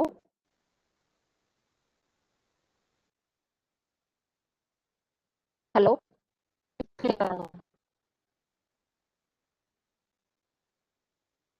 ഓക്കെ. സോ അതായത് ഒരു കമ്പനിനെ ഇങ്ങനത്തെ എൻവയോൺമെന്റൽ ഫാക്ടേഴ്സ് ഒരുപാട് എഫക്ട് ചെയ്യുന്നുണ്ട് വിചാരിക്കുക. ഒരുപാട് എഫക്ട് കറക്റ്റ് ചെയ്യുന്നുണ്ട് എങ്കിൽ അവരുടെ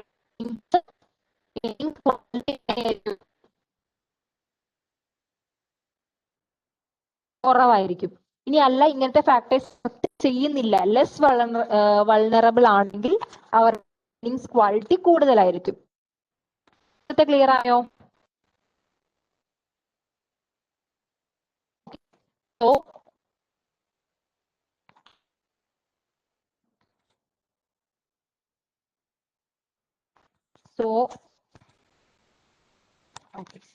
സോ അടുത്ത് എന്താ പറയുന്നത്, selection and application of accounting principles.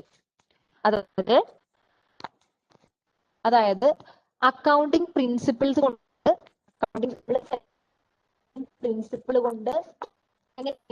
ക്വാളിറ്റിനെ affect ചെയ്യുന്നത് മെയിൻ ആയിട്ട് പ്രിൻസിപ്പിൾ ആണ് പറയുന്നത്. ഒന്ന് കൺസർവേറ്റീവ് പ്രിൻസിപ്പിളും രണ്ട് അഗ്രസീവ് അക്കൗണ്ടിങ് പ്രിൻസിപ്പിളും. ഓക്കെ, എന്തെങ്കിലും ചോദിക്കാറുണ്ടോ? ഇല്ല. രണ്ട് ആണ്. ഒന്നാമത്തത് കൺസർവേറ്റീവ് പ്രിൻസിപ്പിൾ, രണ്ടാമത്തത് അഗ്രസീവ് പ്രിൻസിപ്പിൾ. കൺസർവേറ്റീവ് പ്രിൻസിപ്പിൾ വെച്ചിട്ടുണ്ടെങ്കിൽ, കൺസർവേറ്റീവ് പ്രിൻസിപ്പിൾ എന്ന് വെച്ചാൽ അറിയോ? കൺസർവേറ്റിസം എന്ന് വെച്ചാൽ എന്താ? ഓർക്കുന്നുണ്ടോ? നമ്മൾ അക്കൗണ്ടിങ് പ്രിൻസിപ്പിൾസ് പഠിക്കുമ്പോൾ പഠിക്കുന്നതാണ്. കൺസർവേറ്റിസം എന്ന് വെച്ചാൽ എന്താ?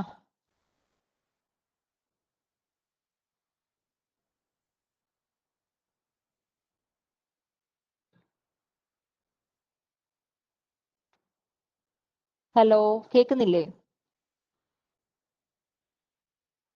കൺസർവേറ്റിസം എന്ന് വെച്ചാൽ എന്താ?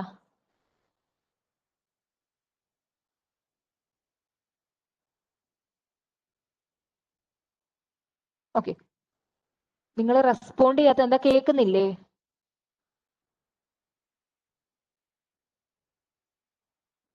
ഓക്കെ, കൺസർവേറ്റിസം എന്ന് വെച്ചാൽ നിങ്ങൾ കേട്ടിട്ടുണ്ടോ? ആന്റിസിപ്പേറ്റിംഗ് ഓൾ ലോസസ് കേട്ടിട്ടുണ്ടോ? അതായത് കൺസർവേറ്റിസം പ്രിൻസിപ്പിളിൽ നമ്മൾ വരാൻ സാധ്യതയുള്ള എല്ലാ ലോസുകളും മുൻകൂട്ടി കാണും, എല്ലാ ലോസുകളും ഇൻക്ലൂഡ് ചെയ്യും, പക്ഷെ ഏണിങ്സ് അതായത് റവന്യൂസ് ഇൻക്ലൂഡ് ചെയ്യില്ല. ഓക്കെ, അതുകൊണ്ട് തന്നെ റിസൾട്ട് കുറവായിരിക്കും. നമ്മളെല്ലാം ആദ്യം തന്നെ എല്ലാ ലോസുകളും ആന്റിസിപ്പേറ്റ് ചെയ്ത് അത് നമ്മുടെ ബുക്സ് ഓഫ് അക്കൗണ്ടിൽ കാണിക്കുന്നതുകൊണ്ട് തന്നെ നമുക്ക് പ്രോഫിറ്റ് കുറവായിരിക്കും. പക്ഷെ അതിന്റെ ക്വാളിറ്റി എന്ന് പറയുന്നത് എങ്ങനെയായിരിക്കും? കൂടുതലായിരിക്കും. ഓക്കെ, അഗ്രസീവ് എന്ന് വെച്ചിട്ടുണ്ടെങ്കിൽ നമ്മള് നോർമൽ ആയിട്ട്, അതായത് നമ്മൾ ലോസുകളൊന്നും ആന്റിസിപ്പേറ്റ് ലോസുകളൊന്നും ബുക്സ് ഓഫ് അക്കൗണ്ടിൽ കാണിക്കുകയില്ല. അതുകൊണ്ട് ബിഗിനിങ്ങിലൊക്കെ നല്ല പ്രോഫിറ്റ് ആയിരിക്കും കാണിക്കുന്നത്, പക്ഷെ അതിന്റെ ക്വാളിറ്റി കുറവായിരിക്കും. കാരണം വരേണ്ട യഥാർത്ഥമായിട്ടുള്ള കോസ്റ്റുകളൊന്നും നമ്മൾ ഇൻക്ലൂഡ് ചെയ്തിട്ടില്ല.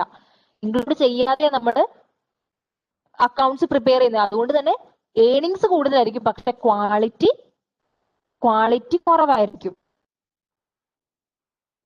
ക്ലിയർ ആയോ? ഇനി പറയുന്നത്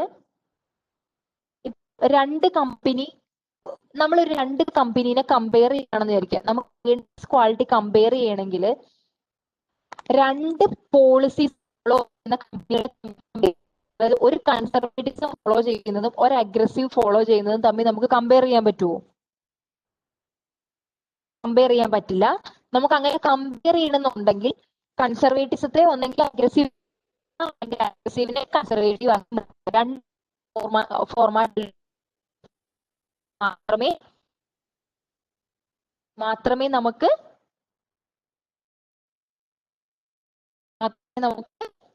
കമ്പയർ ചെയ്യാൻ പറ്റുള്ളൂ. ഇനി ഈ കൺസർവേറ്റിസത്തിന്റെ അതായത് കൺസർവേറ്റിസത്തെ ഓരോ ഐറ്റത്തെയും എത്രത്തോളം കൺസർവേറ്റിസം ഉണ്ട് അല്ലെങ്കിൽ എത്രത്തോളം കൺസർവേറ്റീവ് ആണെന്ന് പറയുന്നതാണ് ഇനി പറയുന്നത്. ഒന്നാമത്തത് ഇൻവെന്ററി. ഓക്കെ, ഇൻവെന്ററിയുടെ കേസിൽ ഇൻഫ്ലേഷൻ ആണെന്ന് വിചാരിക്കുക. ഓക്കെ, ഇൻഫ്ലേഷൻ പീരീഡില് ലിഫോ ആയിരിക്കും കൂടുതൽ കൺസർവേറ്റീവ് എന്ന് പറയാണ്. കാരണം ഞാൻ പറഞ്ഞുതരാം.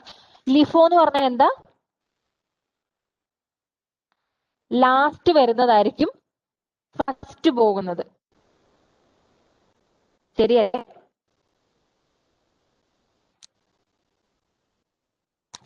ലാസ്റ്റ് വരുന്നതായിരിക്കും ഫസ്റ്റ് പോകുന്നത്. അതുകൊണ്ട് തന്നെ ഇൻഫ്ലേഷന്റെ സമയത്ത് ലാസ്റ്റ് ഉള്ള അസറ്റിന് ലാസ്റ്റ് ഉള്ള ഇൻവെന്ററിക്ക് വാല്യൂ കൂടുതലായിരിക്കും. ശരിയല്ലേ? ഫസ്റ്റ് വന്ന ഇൻവെന്ററീസ് കോസ്റ്റ് കുറവുള്ളതായിരിക്കും. ഇൻഫ്ലേഷൻ ആയപ്പോഴത്തേക്കും ലാസ്റ്റ് വന്ന സാധനത്തിന് കോസ്റ്റ് ഉള്ള സാധനമാവുന്നേ. അതുകൊണ്ട് തന്നെ ലാസ്റ്റ് വരുന്നതാണ് ലിഫോയിൽ ഫസ്റ്റ് വിൽക്കുന്നത്. സോ നമുക്ക് ആ ടൈമില് വിൽക്കുന്ന സമയത്തെ കോസ്റ്റ് ഓഫ് ഗുഡ്സ് സോൾഡും കൂടുതലായിരിക്കും. ശരിയല്ലേ? ഹൈ വാല്യൂ ഉള്ള ഇൻവെന്ററി വിൽക്കുമ്പോൾ അതിനുണ്ടാവുന്ന വിൽക്കാനുള്ള കോസ്റ്റും കൂടുതലായിരിക്കും. കോസ്റ്റ് കൂടുതലായിരിക്കും, ഇൻകം കുറവായിരിക്കും. അതുകൊണ്ട് തന്നെ ഏർണിങ്സ് ക്വാളിറ്റി എങ്ങനെയായിരിക്കും?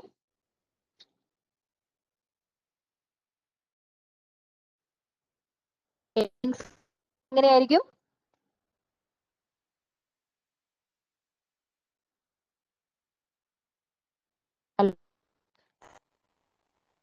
ഏർണിങ്സ് ക്വാളിറ്റി ഹൈ അല്ലേ?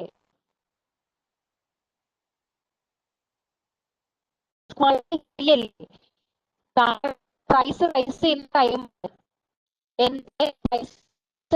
കറക്റ്റ് ആയ മെത്തേഡ് അല്ലേ? അതായത് ലിഫോ ഫോളോ ചെയ്യുന്നതുകൊണ്ട് തന്നെ ആ ടൈമിലുള്ള തന്നെയാണ് അവർ വിൽക്കുന്നത്. അതിന്റെ ബേസിൽ അവർക്ക് അവരുടെ ഇൻകം കുറഞ്ഞു.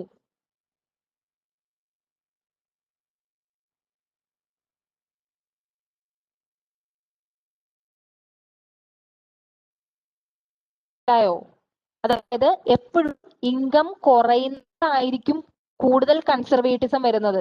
കാരണം നമ്മൾ കൂടുതൽ ലോസുകൾ ആക്കിയത് കൊണ്ട്, അതായത് ലോസുകൾ ആന്റിസിപ്പേറ്റ് ചെയ്തത് കൊണ്ടാണ് നമുക്ക് ലോ റിസൾട്ട് വരുന്നത്. മനസ്സിലായോ? കുറവാണെങ്കിൽ അവിടെ ക്വാളിറ്റി കൂടുതലാണെന്നായിരിക്കും അർത്ഥം വരിക. അക്കോർഡിംഗ് ടു ദിസ് പ്രിൻസിപ്പിൾ, അതായത് കൺസർവേറ്റിസം പ്രിൻസിപ്പിൾ പ്രകാരം ഏർണിങ്സ് കുറവാണെങ്കിൽ അവിടെ ക്വാളിറ്റി കൂടുതലാണ്. ക്ലിയർ ആയോ? ഇനി ഫിഫോ എടുത്ത് നോക്കിക്കേ, ഫസ്റ്റ് വരുന്നതാണ് ഫസ്റ്റ് പോകുന്നത്. സോ അതുകൊണ്ട് തന്നെ നിങ്ങൾക്ക് ഇത് ക്ലിയർ ആവുന്നില്ലേ?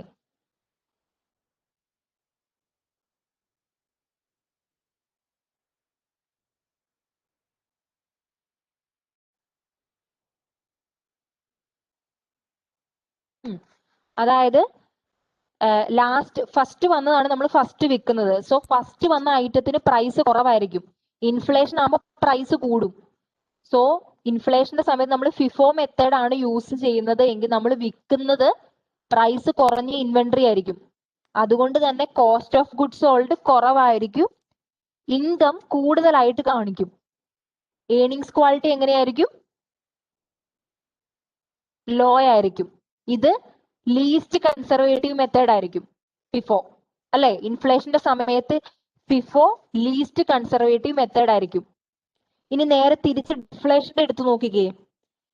ഡിഫ്ലേഷൻ വരുവാണ്. ഡിഫ്ലേഷൻ വരുമ്പോൾ ഫിഫോയാണ് യൂസ് ചെയ്യുന്നത് വിചാരിക്കുക. ഫസ്റ്റ് വന്നതിന് പ്രൈസ് കൂടുതലായിരിക്കും, ലാസ്റ്റ് വന്നതിനായിരിക്കും പ്രൈസ് കുറവ്. ഫിഫോ എന്ന് പറഞ്ഞാൽ first in first out, first വന്നതായിരിക്കും വിൽക്കുന്നത്.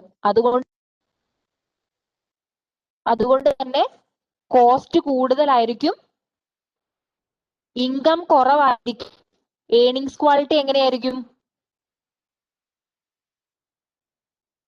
ഹൈ ആയിരിക്കും. ഇനി ലിഫോ എടുത്ത് നോക്കിയേ, ഫസ്റ്റ് വരുന്നതാണ് ഫസ്റ്റ് പോകുന്നത്. ഡിഫ്ലേഷൻ ആണ്, പ്രൈസ് കുറവാണ്, അതുകൊണ്ട് കോസ്റ്റ് ഓഫ് ഗുഡ്സ് സോൾഡ് കുറവാണ്, ഇൻകം കൂടുതലാണ്. പക്ഷെ ഏർണിങ്സ് ക്വാളിറ്റി എങ്ങനെയായിരിക്കും? ലോ ആയിരിക്കും. ഓക്കെ, സോ ഇത്രയും ഇപ്പൊ മനസ്സിലാക്കി വെക്ക്. ബാക്കി നമുക്ക് നാളെ നോക്കാം. ഇതുവരെ ഇന്ന് എടുത്തതിൽ എന്തെങ്കിലും ഡൗട്ട് ഉണ്ടോ ആർക്കെങ്കിലും?